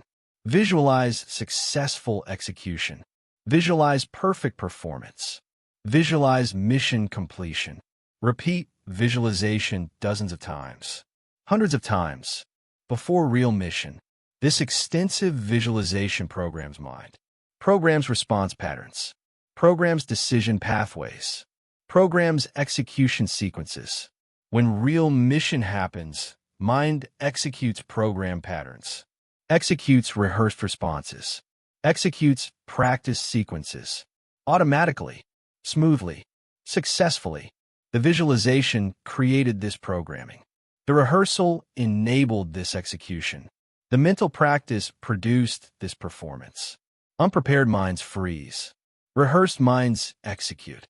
Visualization programs performance before pressure arrives. You have a choice. Continue entering high-pressure moments unprepared and failing. Or start using visualization to program success and performing. That is the key. Visualization is not optional. Visualization is essential. Essential for high performance. Essential for pressure execution. Essential for success in critical moments. Without visualization, you improvise under pressure. With visualization, you execute program patterns under pressure. Improvisation produces poor performance. Programmed execution produces excellent performance. The choice is clear. The requirement is obvious. The implementation is immediate. Start visualizing. Start rehearsing mentally. Start programming success before attempting execution. This is operator preparation. This must become your preparation.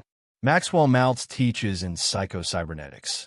Nervous system cannot distinguish between real experience and vividly imagined experience. This is crucial understanding. Crucial for visualization effectiveness. Crucial for mental rehearsal power. When you visualize vividly, nervous system responds as if experience is real. Creates same neural patterns. Activates same brain regions. Programs same response pathways. Vivid visualization creates real neural programming. Real preparation. Real rehearsal. Not imaginary preparation. Not pretend rehearsal. Actual neural pathway creation. Actual response pattern programming. Actual performance preparation. Through mental practice. Through scenario visualization. Through success rehearsal. You can program your nervous system. Can create performance patterns. Can build execution pathways. Through visualization. Through mental rehearsal.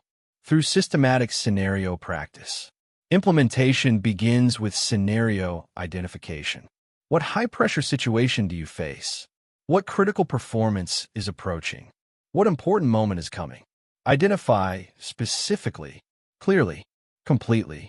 This identification is essential. Cannot visualize vaguely. Cannot rehearse generally. Cannot practice abstractly. Must identify specific scenario, specific situation, specific moment.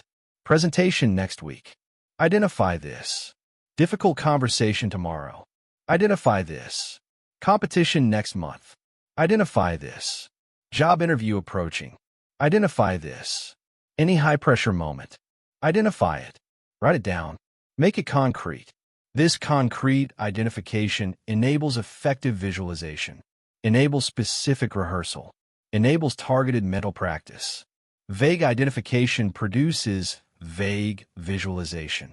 Vague visualization produces weak programming. Weak programming produces poor performance. Identify specifically. Visualize specifically. Program specifically. Perform successfully.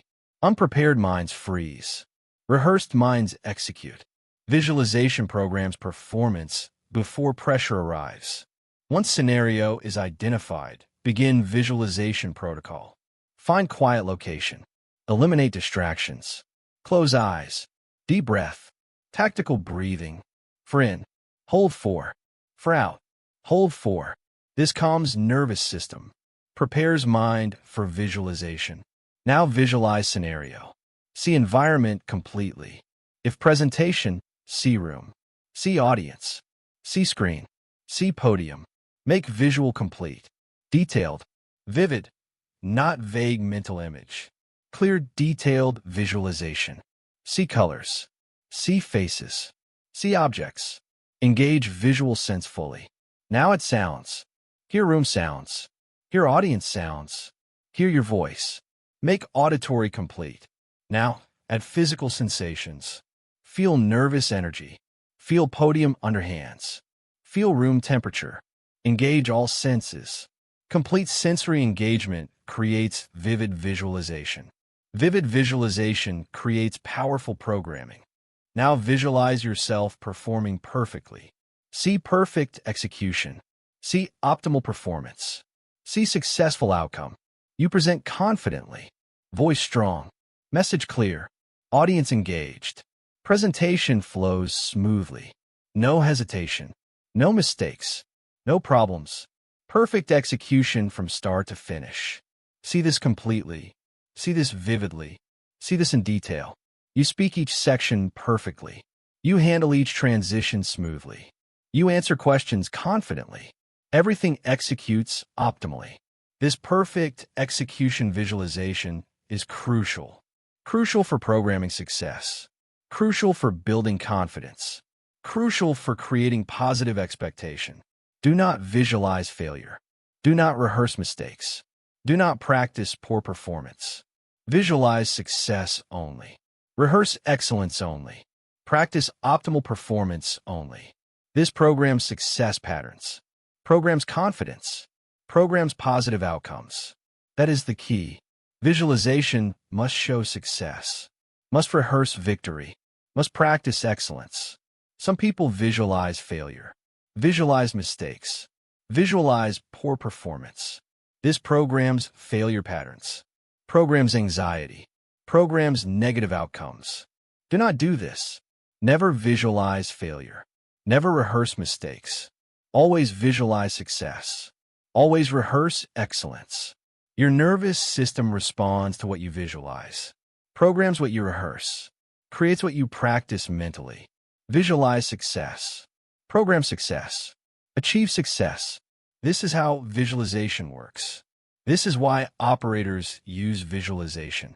This is what you must implement. Success visualization only. Excellence rehearsal only. Optimal performance practice only. Every single time, without exception. Build success programming through success visualization. Repeat visualization multiple times. Not once, not twice. Multiple times. 10 times minimum per session. 20 times better. 50 times best. Each repetition strengthens neural pathway, strengthens response pattern, strengthens performance programming. First visualization creates pathway. 10th visualization strengthens pathway. 50th visualization makes pathway automatic. The repetition is essential. Essential for strong programming. Essential for reliable execution. Essential for confident performance. One visualization is insufficient. Creates weak programming. Creates unreliable execution. Creates uncertain performance.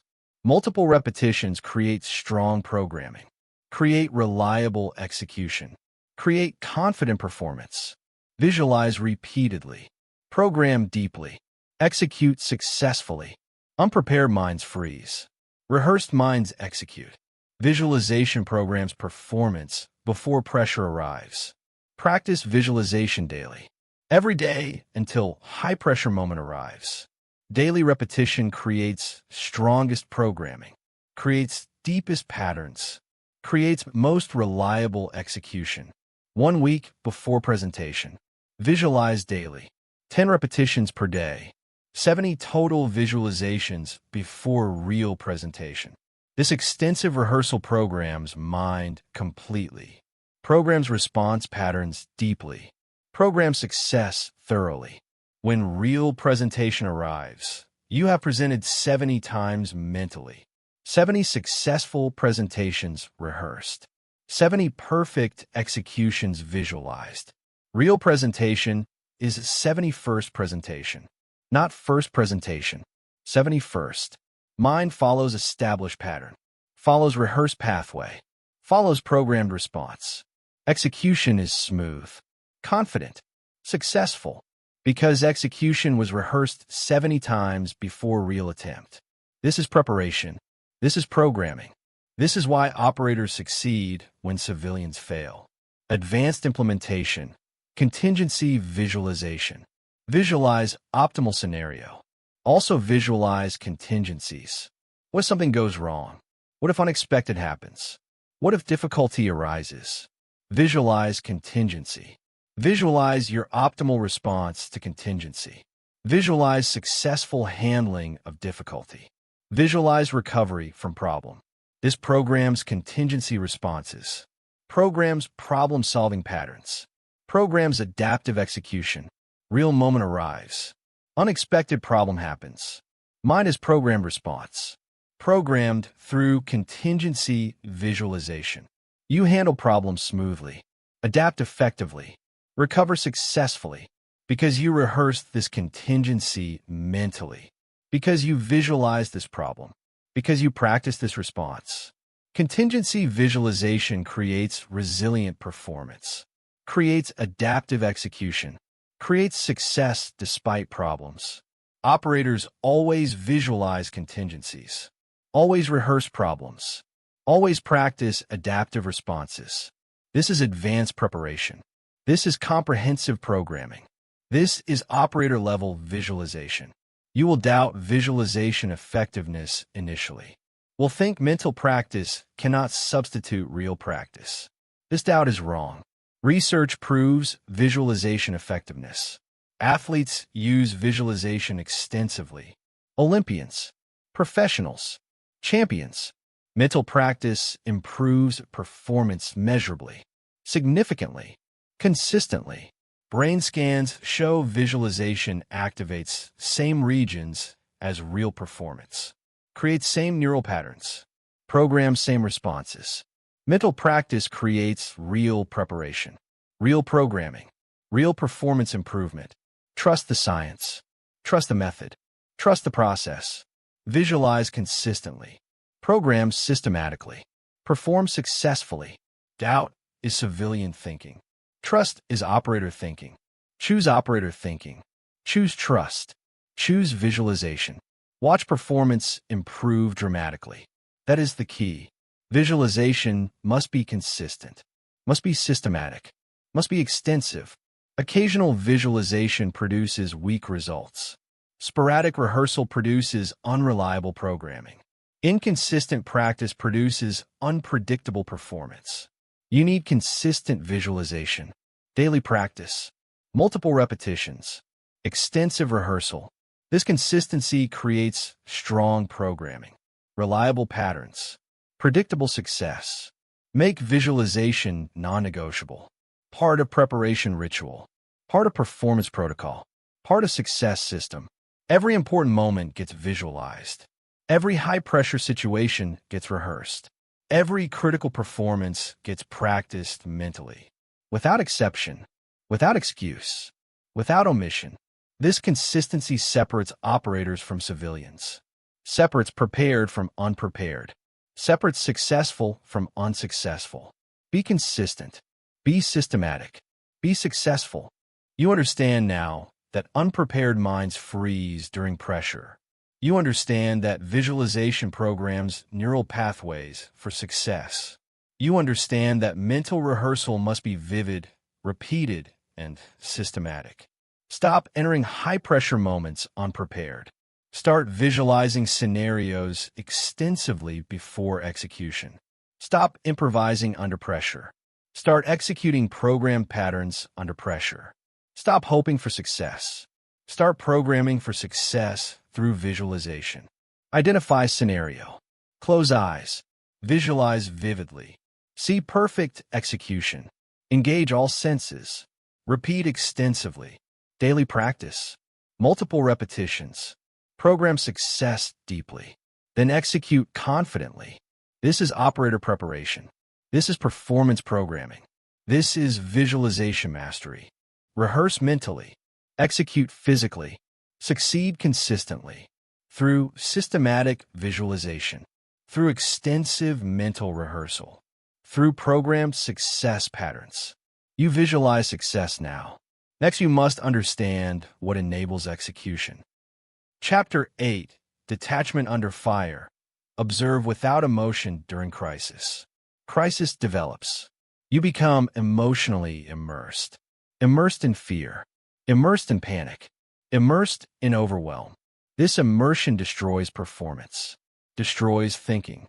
Destroys execution. Destroys everything required for successful crisis response. That is the key. When you are inside emotion, you cannot see situation clearly, cannot assess accurately, cannot decide effectively, cannot execute optimally. You are drowning, drowning in emotion, drowning in reaction, drowning in chaos. Cannot perform while drowning, cannot think while submerged, cannot execute while consumed. Special forces operators do not immerse in emotion during crisis. They detach. Detach from emotion. Detach from reaction. Detach from chaos. Observe situation from detached position. Position outside emotional immersion. Position that enables clear observation, clear assessment, clear decision, clear execution. Your emotional immersion guarantees failure. Their emotional detachment enables performance. The difference is training. Training you lack. Training you need. Training this chapter provides. Consider what emotional immersion does to performance. Crisis occurs. You feel fear rising. Fear accelerates. Fear intensifies. Fear consumes. You become the fear. Fear is all you experience, all you feel, all you know. This immersion eliminates perspective, eliminates clarity, eliminates capability. You cannot see situation objectively, cannot assess situation rationally, cannot respond to situation effectively. You can only react emotionally. React from fear, react from immersion, react from being consumed. This reaction is predictable and destructive. You freeze, you panic, you collapse. Every time, crisis plus immersion equals failure. Consistent failure, predictable failure, guaranteed failure. You have been immersing in emotion during every crisis, every high-pressure moment, every difficult situation. This immersion has destroyed every performance, will destroy every future performance, until you learn detachment. Special Forces operators face extreme crisis, combat, casualties, life or death situations. Operators feel emotions, feel fear during firefight, feel panic when teammate is hit, feel overwhelmed when situation deteriorates. Emotions are present. Emotions are intense. Emotions are real. But operators do not immerse in emotions. Do not become the emotions. Do not get consumed by emotions. They maintain detachment. Observe emotions from outside. See fear without becoming fear. Notice panic without being panic. Recognize overwhelm without succumbing to overwhelm. This detachment creates space. Space between operator and emotion. Space that enables continued performance, continued thinking, continued execution. Emotion happens over there. Execution happens over here. Separate, distinct, uncommingled. This separation is detachment. This detachment is essential. This detachment must become your capability. Immersion destroys performance. Detachment enables performance. Observe crisis from outside, never inside. You have a choice. Continue immersing in emotion during crisis and failing, or start training detachment and maintaining performance. That is the key. The choice determines outcome during every future crisis, every high-pressure situation, every difficult moment. Immersion guarantees poor performance. Detachment enables optimal performance. You want optimal performance. You need detachment training. You must build observation capacity. Capacity to step outside emotion. Capacity to observe from detached position. Capacity to maintain execution despite emotional intensity. This capacity is trained through specific practice, trained through systematic implementation, trained through disciplined repetition. Training begins now. Jocko Willink teaches this as detached command. During chaos, during crisis, during emotional intensity, give yourself command, detach. This single word triggers response, triggers mental step back, triggers observational shift, triggers detachment activation. You are immersed in emotion. You say detach. Immediately step back mentally. Step outside emotion.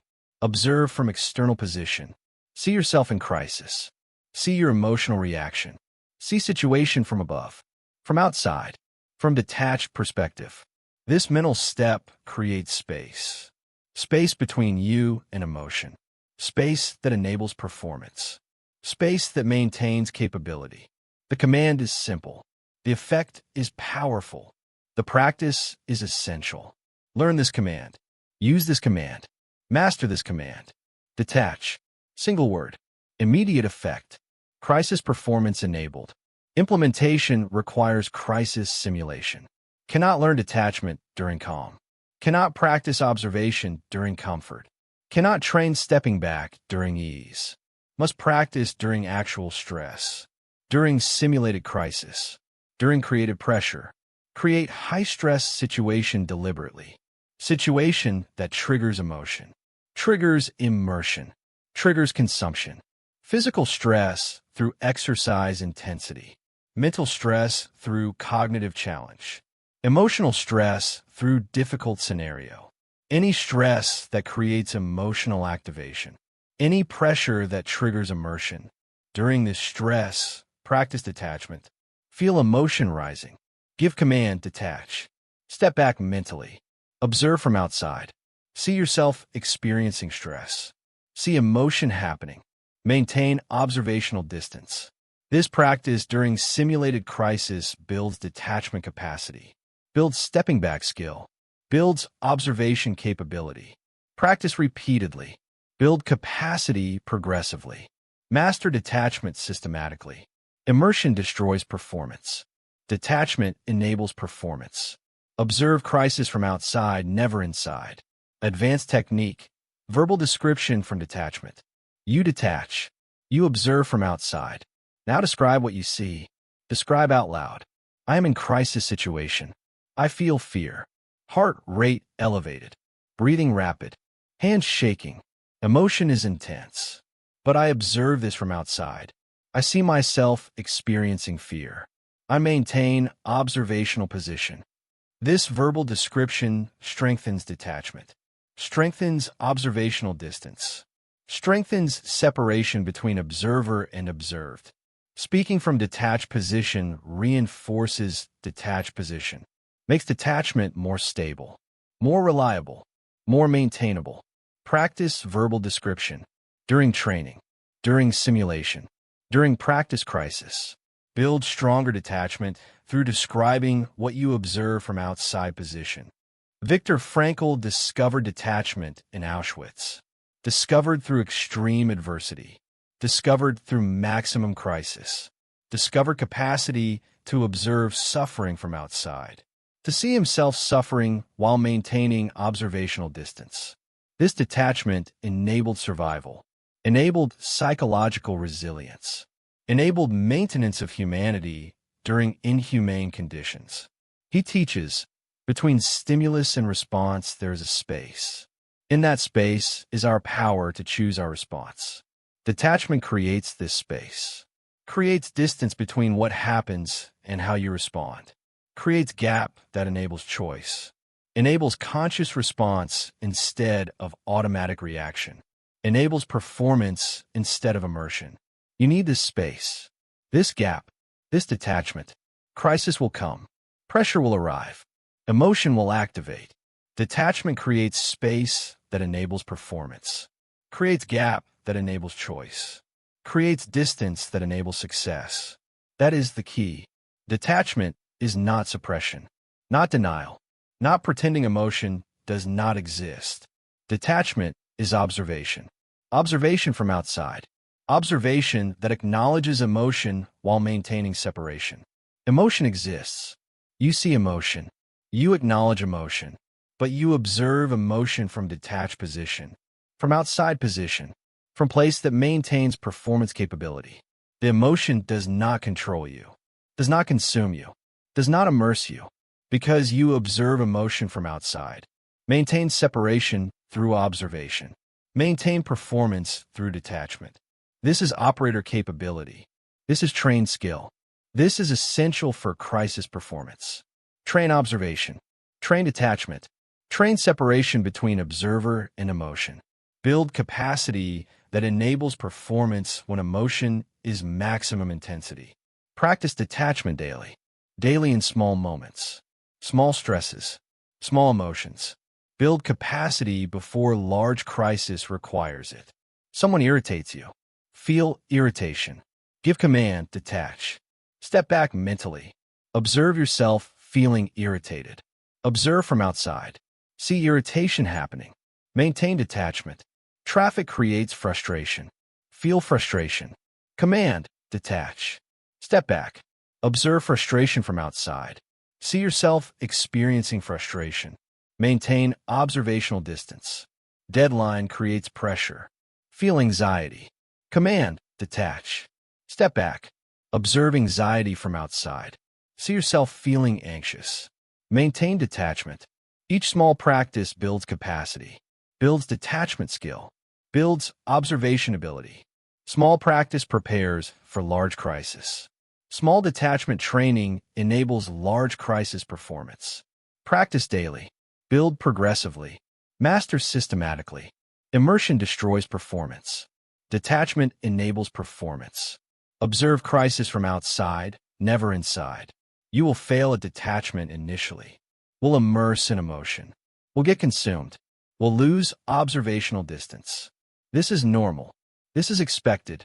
This is why practice is required. Each immersion is feedback. Feedback showing detachment broke down. Showing observation was lost.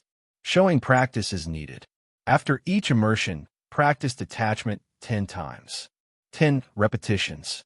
Build stronger capacity. Build more reliable detachment. Build more stable observation. Next crisis, detachment will be faster. Will be stronger. Will be more maintainable. Each cycle of failure and practice builds mastery. Builds automatic detachment. Builds observer capacity that activates instantly when emotion rises. Keep practicing. Keep building. Keep training until detachment is automatic response to any emotional activation. Advanced application. Maintain detachment during extended crisis. Not just momentary detachment. Sustained detachment. Crisis that lasts minutes, hours, days. Maintaining observational distance throughout. Not immersing at any point. This sustained detachment requires deep capacity. Requires extensive practice. Requires operator-level training. Build this through extended practice sessions. Create sustained stress deliberately. Maintain detachment throughout entire session. No immersion permitted. No observational loss allowed. Complete detachment sustained for entire duration. This extended practice builds extended capacity. Builds ability to maintain detachment for as long as crisis lasts. Builds operator-level observation capability that never wavers. Never fails. Never allows immersion. This is mastery. This is advanced detachment. This is goal. You will encounter people who immerse completely, who drown in emotion, who lose all perspective. These people will pressure you to immerse with them, pressure you to join their emotional drowning, pressure you to abandon detachment. Resist this pressure. Maintain detachment. Observe their immersion from outside. Notice their emotional consumption. Maintain your observational distance. Do not get pulled into their crisis. Do not abandon your detachment. Do not immerse because they immerse. Your detachment during their immersion is leadership, is stabilization, is performance that enables helping them. Cannot help drowning person while drowning yourself. Cannot assist immersed person while immersed yourself. Cannot provide perspective while lost in emotion yourself. Maintain detachment. Maintain observation. Maintain performance capability. This enables you to assist, to stabilize, to lead, through maintained detachment when others lose detachment. That is the key. Detachment enables helping others, enables crisis leadership, enables stable performance that benefits everyone. Your detachment creates calm center, creates observational clarity, creates rational decision-making. This benefits you. This benefits others. This benefits mission completion. Immersion helps no one. Destroys your performance. Destroys your capability. Destroys your contribution. Detachment helps everyone. Maintains your performance. Maintains your capability. Maintains your contribution. Choose detachment. Choose observation. Choose maintaining performance capability through crisis. This is operator standard. This is leadership requirement.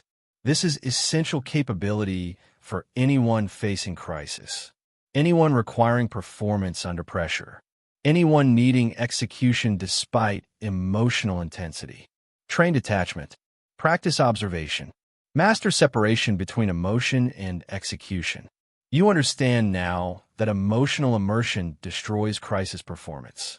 You understand that detachment enables observation and execution despite emotion. You understand that detachment is trained through simulated crisis practice and the detach command. Stop immersing in emotion during crisis. Start observing emotion from detached position. Stop being consumed by feeling. Start observing feeling from outside. Stop drowning in crisis. Start observing crisis from above. Give command, detach. Step back mentally. Observe from outside. See emotion happening. Maintain observational distance. Maintain execution capability. This is detachment. This is observation. This is crisis performance enabled through separation from emotional immersion. Train daily. Practice systematically. Master completely. Detachment is difference between collapse and performance, between immersion and execution, between failure and success during crisis. You detach now. Next, you must understand what detachment enables. Chapter 9. Immediate Action Drills. Program automatic response to crisis. Crisis strikes suddenly. You must respond immediately, but you stop to think, stop to analyze, stop to decide. This pause creates fatal delay. Delay that allows crisis to escalate, allows situation to deteriorate, allows outcome to worsen, allows damage to compound. That is the key. During crisis, thinking time equals dying time. Analysis time equals failure time. Decision time equals disaster time. You need immediate response. Instant action. Automatic execution. No thought. No analysis. No decision. Just instant execution of pre-programmed response. Special forces use immediate action drills. Pre-programmed responses to common crises. Drills practiced until automatic, until reflexive, until instant. When crisis strikes, operator does not think. Operator executes. Executes immediate action drill. Executes pre-programmed response. Executes rehearsed pattern. Instantly. Without thought. Without delay. Without hesitation. Your lack of immediate action drills creates fatal delay, creates thinking pause, creates failure gap. Their immediate action drills create instant response, create automatic execution, create survival advantage. Consider why thinking during crisis is fatal. Building fire alarm sounds. You stop. Think about what alarm means. Think about whether this is drill. Think about what you should do. This thinking takes seconds. Seconds during which fire spreads. Seconds during which escape routes close. Seconds during which danger increases. Those seconds of thinking could be seconds of escaping. Could be seconds of surviving. Could be seconds of living. Vehicle collision imminent. You see collision coming. Stop to think. Think about steering. Think about braking. Think about options. This thinking takes fractions of second. Fractions during which collision becomes unavoidable. Fractions during which impact becomes inevitable. Fractions during which injury becomes certain. Those fractions of thinking could be fractions of reacting, could be fractions of avoiding, could be fractions of surviving. Every crisis has window of opportunity, window for effective response, window that closes rapidly. Thinking consumes window. Analysis wastes window. Decision depletes window. Action preserves window. Immediate action, automatic action, drilled action. Special forces face ambush. Enemy opens fire. Operator does not think, does not analyze threat, does not decide response. Operator executes immediate action drill. Drill for ambush. Return fire. Seek cover. Communicate position. Suppress enemy. All automatic. All instant. All without thinking. The drill was programmed through hundreds of repetitions. Thousands of repetitions. The programming created automatic response. Created instant execution. Created survival behavior. Ambush happens. Drill activates. Operator survives. Because response was automatic. Because execution was instant. Because drill was programmed. Civilian faces same ambush. Civilian stops to think. Stops to analyze. stops to decide. Civilian dies. Because response was delayed. Because execution was hesitant. Because drill was never programmed. The difference is immediate action drills. Drills operator has. Drills civilian lacks. Drills you need. Thinking during crisis creates delay. Drilled response creates survival. Program automatic actions before crisis strikes. You have a choice. Continue facing crisis unprepared with fatal thinking delay. Or start programming immediate action drills with instant automatic response. That is the key. Programming requires identification and drilling. Identify common crisis scenarios. Scenarios you might face. Scenarios requiring immediate response. For each scenario, design optimal response. Best action sequence. Most effective pattern. Most likely survival. Then drill response. Drill repeatedly. Drill until automatic. Drill until reflexive. Drill until instant. This drilling creates programming. Creates automatic response.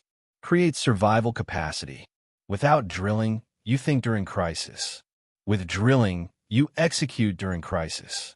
Thinking equals delay equals failure. Execution equals immediacy equals survival. Choose drilling. Choose programming. Choose immediate action. Implementation begins with scenario identification. What crises might you face? What emergencies could occur? What dangerous situations could develop? List them specifically. Building fire, vehicle accident, medical emergency, physical attack, natural disaster, professional crisis, relationship emergency, financial collapse, health crisis, any crisis relevant to your life. Your context, your situation. List everything. Then prioritize. Which crises are most likely? Which are most dangerous? Which require fastest response? Prioritize list. Start with highest priority crisis. Design immediate action drill for this crisis. Not complicated response. Not lengthy procedure. Not complex protocol. Simple immediate action. Action that can execute instantly. Action that requires no thinking. Action that programs automatically. Design this action sequence. Write it down. Make it concrete. Make it specific. Make it drill-able. Thinking during crisis creates delay. Drilled response creates survival. Program automatic actions before crisis strikes. Example drill design. Building fire immediate action drill. Alarm sounds. Immediate action. Stand up immediately. Move toward nearest exit immediately. Do not gather belongings. Do not stop for anything. Do not think about what to take. Just move. Move fast. Move now. Exit building. Move away from building. Move to designated rally point. This is drill. Simple. Immediate. Automatic. No thinking required. No decision required. No analysis required. Just execution. Stand. Move. Exit. Rally. For actions. Automatic sequence. Program response. Now drill this sequence. Drill physically when possible. Stand up fast. Move to door. Exit space. Move away. Do this repeatedly. Do this until automatic. Do this until reflexive. After 100 repetitions, sequence is programmed. Alarm sounds. Drill activates. You survive. Because response was automatic. Because execution was instant. Because drill was programmed. Design drills for all priority crises. Vehicle collision immediate action drill. See collision coming. Immediate action. Both hands grip will firmly. Brace core muscles. Look at escape route, not a collision point. Steer toward escape. Execute maximum braking if no escape exists. All automatic. All instant. All programmed through drilling. Medical emergency immediate action drill. Someone collapses. Immediate action. Call emergency services immediately. Check breathing. Begin CPR if not breathing. Continue until help arrives. All automatic. All instant. All programmed through drilling. Physical attack immediate action drill. Attack suddenly. Immediate action. Hands up to protect face. Step back to create distance. Yell loudly to attract attention. Run if possible. Fight if necessary. All automatic. All instant. All programmed through drilling. Each drill designed. Each drill practiced. Each drill programmed. Each drill ready for instant execution when crisis strikes. That is the key. Drilling creates programming. Programming creates automatic response. Automatic response creates immediate action. Immediate action creates survival. Without drilling, response is thinking. Thinking is delay.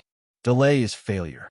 With drilling, response is execution. Execution is immediate. Immediacy is survival. You need drilling. Need programming. Need immediate action drills for every priority crisis. Design drills now. Practice drills daily. Program drills deeply. When crisis strikes, drills activate. Execute automatically. Survive consistently. This is operator preparation. This is crisis readiness. This is survival capacity through pre-programmed immediate action drills. Charles Duhigg teaches in The Power of Habit. Habits form through repetition. Form crisis response habits through drilling. When crisis strikes, habit activates. Automatic response executes. No thinking, no delay, no hesitation. Just execution. Just survival. Just programmed response. Practice drills physically whenever possible. Physical practice creates strongest programming, creates deepest neural pathways, creates most reliable automatic response. Cannot always practice physically. Building fire drill disrupts work. Vehicle collision drill risks actual collision. Some drills cannot practice physically. Practice mentally instead. Visualization drilling.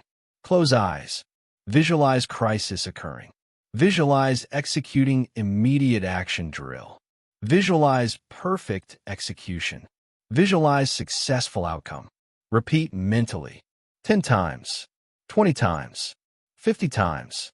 Mental drilling creates programming. Not as strong as physical drilling, but stronger than no drilling. Use physical drilling when possible. Use mental drilling when physical impossible. Use both when practical. Maximum programming. Maximum preparation. Maximum survival capacity. Drill physically. Drill mentally. Drill consistently. Program deeply. Execute automatically. Survive reliably. Thinking during crisis creates delay. Drilled response creates survival. Program automatic actions before crisis strikes. Advanced practice, drill under stress. Not calm drilling. Stress drilling. Fatigue drilling. Pressure drilling. Crisis never arrives during calm. Crisis arrives during stress. During chaos. During pressure. Your drilling must prepare for stressed execution. Must program response that works when exhausted, when overwhelmed, when panicked. Drill while tired. Drill while stressed. Drill while uncomfortable. This stress drilling creates robust programming, creates execution that works under actual crisis conditions, creates survival response that activates when needed most, when stress is maximum, when pressure is highest, when panic is rising. Stress drilling programs stress execution. Calm drilling programs calm execution. Crisis is stress. You need stress drilling. Drill under stress. Program stressed execution. Execute automatically during crisis. Drill programs competing with thinking programs. Your current programming is thinking.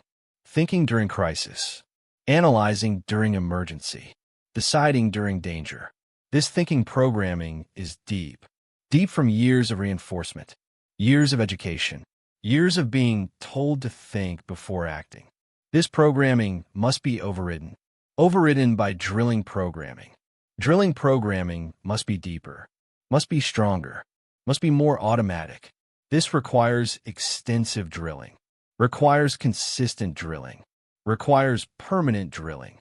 100 repetitions minimum. 1,000 repetitions better. 10,000 repetitions best. Each repetition strengthens drilling programming. Each repetition weakens thinking programming. After sufficient repetitions, drilling programming dominates. Crisis arrives. Drilling activates instead of thinking. Execution happens instead of analysis. Survival occurs instead of delay. This dominance requires extensive drilling, requires commitment to repetition, requires discipline to drill consistently. You will resist drilling. Will think drilling is unnecessary. Will think you can figure it out during crisis. This thinking is wrong. This thinking is dangerous. This thinking is fatal. You cannot figure it out during crisis. Cannot analyze effectively during stress. Cannot decide optimally during panic. Crisis prevents clear thinking, prevents rational analysis, prevents optimal decision-making. You need pre-programmed response, need automatic execution, need immediate action drill. That activates without thinking, executes without deciding, works without analyzing. Resistance to drilling is civilian thinking. Acceptance of drilling is operator thinking. Choose operator thinking. Choose drilling. Choose programming automatic responses. Your survival depends on this choice. Your performance during crisis depends on this drilling. Your success during emergency depends on these programmed responses. Drill now.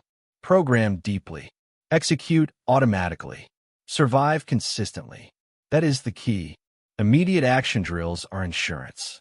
Insurance you hope never to use, but need desperately if crisis arrives.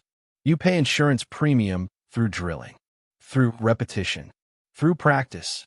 Premium is time. Premium is effort. Premium is discipline to drill consistently. Payoff is survival. Payoff is performance. Payoff is automatic execution when crisis strikes. Most people never pay premium, never drill, never program. They hope crisis never arrives. Hope is not strategy. Hope is not preparation. Hope is civilian thinking. Operators pay premium. Operators drill. Operators program. They prepare for crisis. Prepare systematically. Prepare extensively. When crisis arrives, preparation pays. Drilling pays. Programming pays. Through survival. Through performance. Through automatic execution. Pay premium now. Drill consistently. Program deeply. Receive payoff later. When crisis strikes. When emergency develops. When danger arrives. Be prepared through drilling. Be ready through programming. Be capable through immediate action drills. You understand now that thinking during crisis creates fatal delay. You understand that immediate action drills program automatic responses. You understand that drills require extensive repetition and stress practice. Stop assuming you will figure it out during crisis. Start programming automatic responses before crisis arrives. Stop thinking as crisis response. Start drilling as crisis preparation. Stop hesitating during emergency. Start executing immediately through program drills. Identify priority crises. Design immediate action drills. Practice drills extensively. Drill physically when possible. Drill mentally always. Drill under stress. Drill until automatic. Drill until reflexive. Drill until instant. Program responses deeply. When crisis strikes, drills activate. Execute automatically. Respond immediately. Survive consistently. This is operator preparation. This is crisis readiness. This is survival through immediate action drills. You drill responses now. Finally, you must understand what sustains everything. Chapter 10. Operator mindset is permanent training. Elite conditioning never stops. You train for a month. Build capacity. Stop training. Lose capacity. All gains disappear. All progress vanishes. All development dissolves. All strength evaporates. That is the key. Mental conditioning is not achievement you complete. Mental conditioning is not destination you reach. Mental conditioning is not status you attain permanently. Mental conditioning is training you maintain. Forever. Permanently. Without end. Without break. Without pause. The moment training stops, deterioration begins. Capacity degrades. Skills atrophy. Operator mindset reverts to civilian baseline. This is law. This is reality. This is truth you must accept completely. Special Forces operators never stop training. Never stop conditioning. Never stop developing. Never stop practicing. Training is permanent. Training is lifestyle. Training is identity. They're not people who train once. They're people who train always. This distinction is everything. This difference is permanent capacity versus temporary capacity. You have a choice.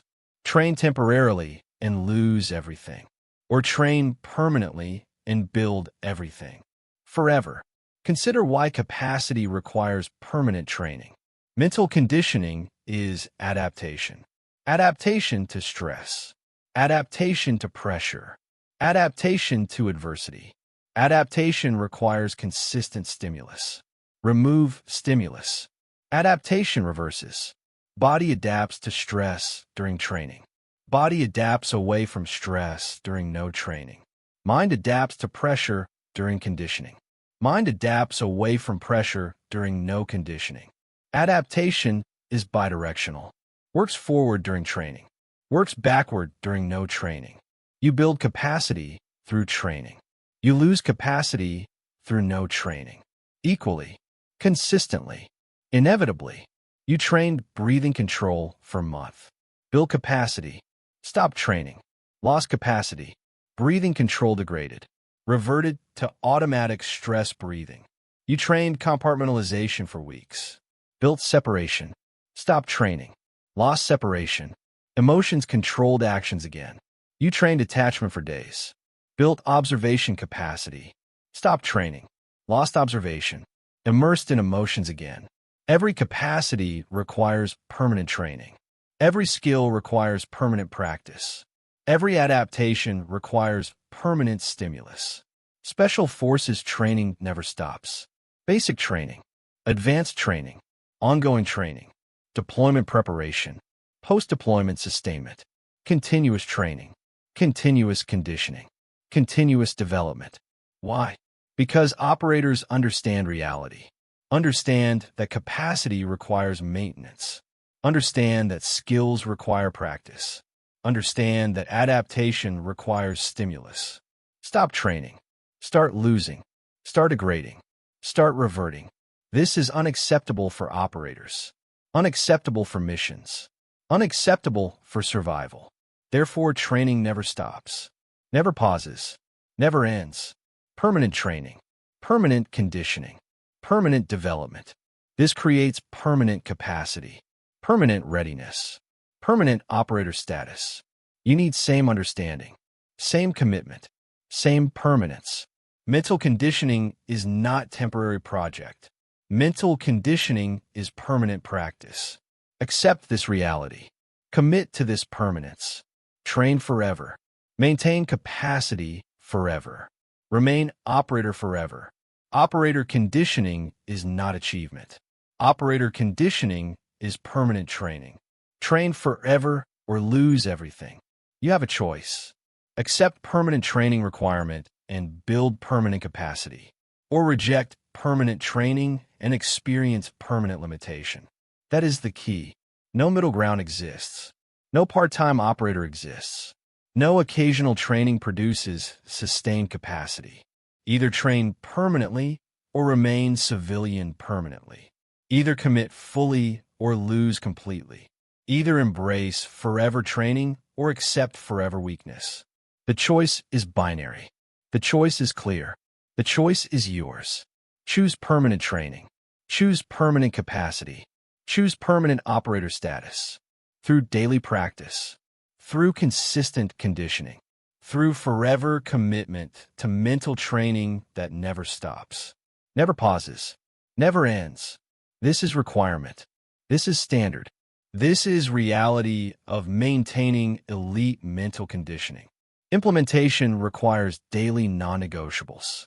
Non-negotiable practices. Every day, forever. 5 practices that maintain operator conditioning. Maintain mental capacity. Maintain elite performance. First practice, tactical breathing under stress. Every stress exposure, implement box breathing. For count in, hold 4 count. For count out, hold 4 count. This maintains breathing control, maintains physiological regulation, maintains stress response management. Daily practice. Every stress, without exception. This is first non-negotiable. Second practice, 1 voluntary hardship daily. Cold exposure, physical discomfort, mental challenge, emotional difficulty. 1 hardship, deliberately chosen, deliberately endured, deliberately completed. This maintains adversity tolerance, maintains resilience, maintains strength. Daily hardship, every day, without exception. This is second non-negotiable. Third practice, visualization of upcoming challenge. Mental rehearsal, scenario practice, success programming. Every day includes challenges. Every day requires performance. Visualize tomorrow's challenges today. Rehearse mentally. Program success. 10 repetitions minimum. This maintains neural programming, maintains performance preparation, maintains execution readiness. Daily visualization. Every challenge, without exception. This is third non-negotiable. Fourth practice, immediate action drill practice. Crisis response drilling. Automatic pattern strengthening. Mental or physical drilling. 1 drill. Full execution. Complete practice. This maintains programmed responses, maintains automatic execution, maintains crisis readiness. Daily drilling. Every day, without exception. This is fourth non-negotiable. Fifth practice, mission focus maintenance. Identify daily objective. Maintain focus despite obstacles. Execute toward completion. This maintains objective orientation, maintains obstacle handling, maintains completion discipline. Daily mission focus. Every day, without exception. This is fifth non-negotiable. Operator conditioning is not achievement. Operator conditioning is permanent training. Train forever or lose everything. These 5 practices are minimum. Minimum daily requirement. Minimum to maintain capacity. Minimum to prevent degradation. Minimum to sustain operator status. 5 practices. Every day. Forever. Skip 1 practice. Begin losing capacity. Skip 1 day. Begin degrading capability. Skip 1 week. Lose significant gains. Skip 1 month. Revert towards civilian baseline. The practices must be daily, must be permanent, must be forever. No breaks allowed. No exceptions permitted. No vacations granted. Daily practice forever. This is price of permanent capacity. This is cost of sustained operator status. This is requirement of elite mental conditioning. Pay price daily. Maintain capacity permanently. Skip payment. Lose capacity immediately. The choice is clear. The requirement is absolute. The standard is non-negotiable. James Clear teaches in Atomic Habits, you do not rise to level of your goals. You fall to level of your systems. Your system is 5 daily practices, 5 non-negotiables. Every day, forever.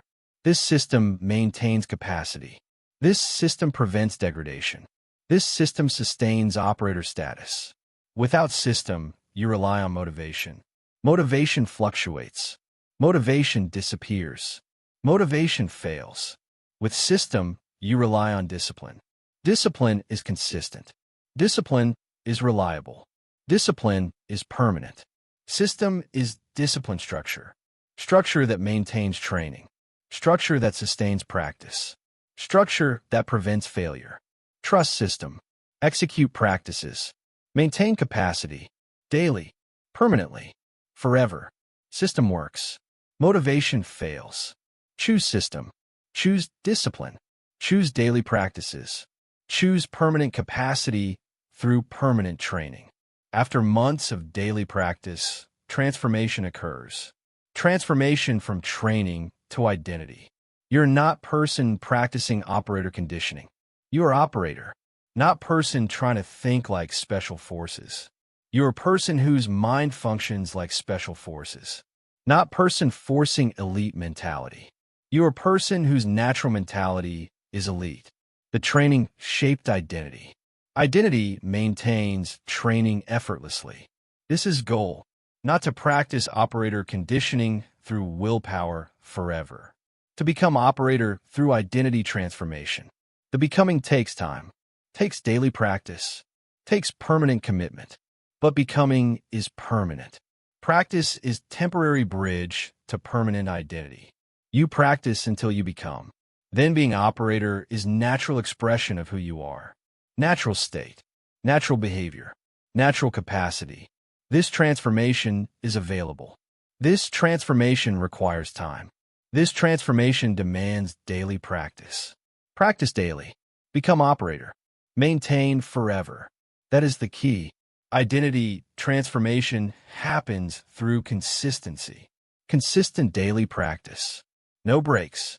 No exceptions. No failures. Every day you practice, you reinforce identity. Every day you skip, you weaken identity. Every repetition builds operator identity. Every omission damages operator identity. Consistent practice over 6 months transforms discipline into nature. Over 1 year solidifies transformation completely. Over 2 years makes reversal nearly impossible. You're not practicing to practice forever. You're practicing to become.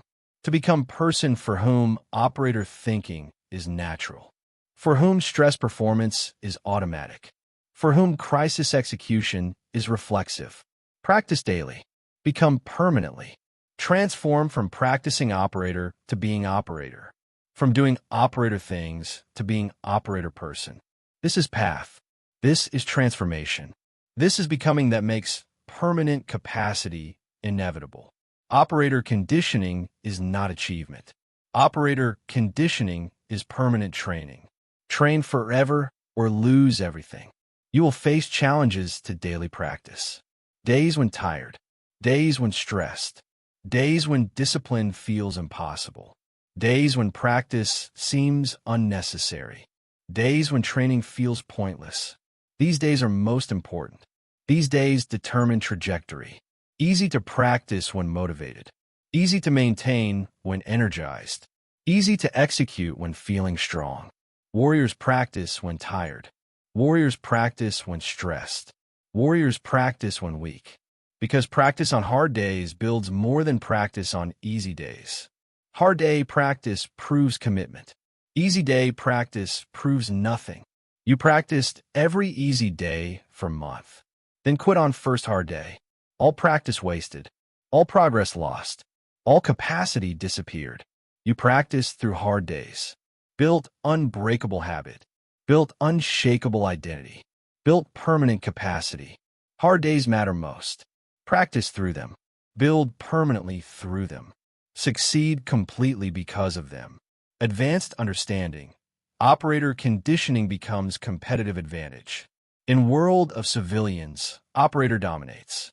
In environment of untrained, trained wins. In culture of temporary effort, permanent training succeeds.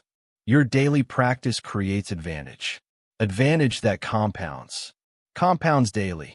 Compounds permanently. Other people train temporarily. Build capacity temporarily. Lose capacity completely. Return to civilian baseline.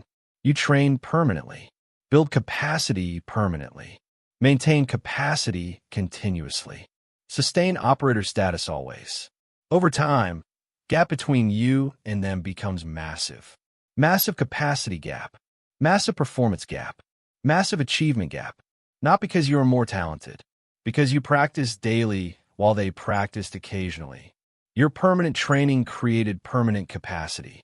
Their temporary training created temporary capacity. Temporary capacity disappears. Permanent capacity remains. Compounds. Dominates. Wins. Daily practice determines decade outcome. Determines lifetime capacity. Determines permanent status. Practice daily. Build permanently. Win completely. You will encounter people who train temporarily, who build then quit, who develop then stop, who achieve then coast. These people will regress, will lose capacity, will revert to baseline. Do not follow their pattern. Do not adopt their approach. Do not accept their outcome. Maintain your training. Maintain your practice. Maintain your daily disciplines. While they regress, you progress. While they lose, you gain. While they revert, you advance. Through maintained training, through sustained practice, through permanent commitment to daily conditioning. Your permanence creates advantage, creates separation, creates dominance. Be permanent, be consistent, be operator, forever, through training that never stops, through practice that never pauses, through conditioning that never ends. This separates operators from everyone else, separates elite from average, separates permanent capacity from temporary achievement. That is the key. Operator status is not destination. Operator status is journey. Journey that never ends. Journey that requires permanent training. Journey that demands daily practice. Journey that needs forever commitment. Accept this journey. Embrace this requirement. Commit to this permanence.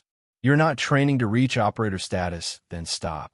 You're training to become operator permanently, to remain operator forever, to sustain operator capacity always. This requires training that never stops, practice that never pauses, conditioning that never ends. 5 daily practices. Every day, forever. Tactical breathing under stress. Voluntary hardship. Visualization. Immediate action drilling. Mission focus. Execute all 5. Daily. Permanently. Forever. This maintains capacity. Sustains operator status. Ensures permanent elite mental conditioning. Train forever. Remain operator forever. Dominate forever. Through permanent commitment to daily practice that never stops.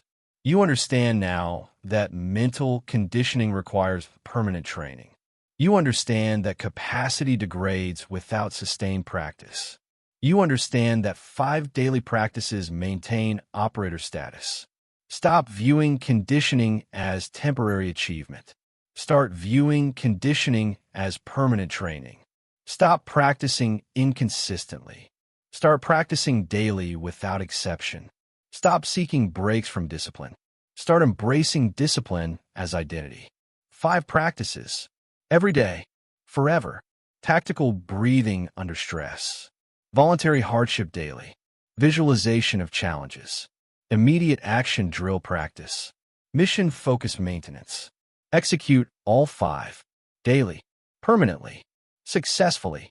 This maintains operator capacity. Sustains elite performance. Ensures permanent mental conditioning. Through training that never stops. Through practice that never pauses. Through commitment that never ends. Train permanently. Remain operator permanently. Succeed permanently. This is standard. This is requirement.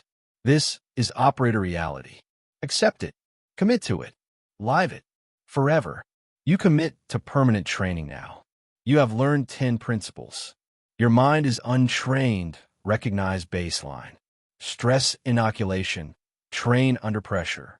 Compartmentalization. Separate emotion from execution. Tactical breathing. Control physiology. Mission focus. Override obstacles. Embrace adversity. Reframe as training. Scenario visualization.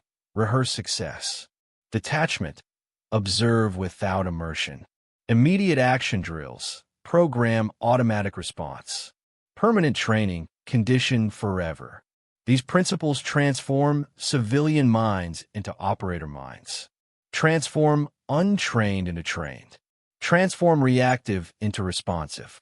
Transform collapsing into performing. But principles mean nothing without implementation, without daily practice, without permanent commitment. You must execute, must train, must practice. Starting now, starting today, starting permanently. Implement tactical breathing. Create voluntary hardship. Visualize challenges. Drill responses. Maintain mission focus. Daily. Forever. Without exception. This is operator standard. This is elite conditioning. This is permanent training that creates permanent capacity. Train your mind like special forces. Think like operator. Perform like elite. Through systematic training. Through daily practice. Through permanent commitment. The transformation begins now. The training never ends. Execute permanently. Become operator permanently. Succeed permanently. Through elite mental conditioning that never stops. You have learned 10 principles that differentiate the mindset of operators from that of civilians. Your mind is not yet trained. Recognize the civilian baseline and commit to your transformation. Stress inoculation builds capacity, so train under pressure before the pressure arrives. Compartmentalization separates emotion from execution, so feel fear and act anyway. Tactical breathing controls physiology to control the mind, and breathing discipline maintains performance. Focus on the mission overcomes fixation on obstacles, so let the goal guide the action despite difficulties. Embrace adversity as training. Difficulties develop capacity, comfort destroys it. Visualizing the scenario programs success. Rehearse mentally before executing physically. Distance under fire creates clarity. Observe the crisis from the outside, never from the inside. Immediate action drills create an instant response. Program automatic execution before the crisis happens.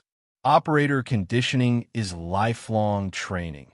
An elite mindset requires daily practice forever. But here's what matters now. What you do today, not tomorrow, not when conditions are perfect. Today, right now, you have a choice.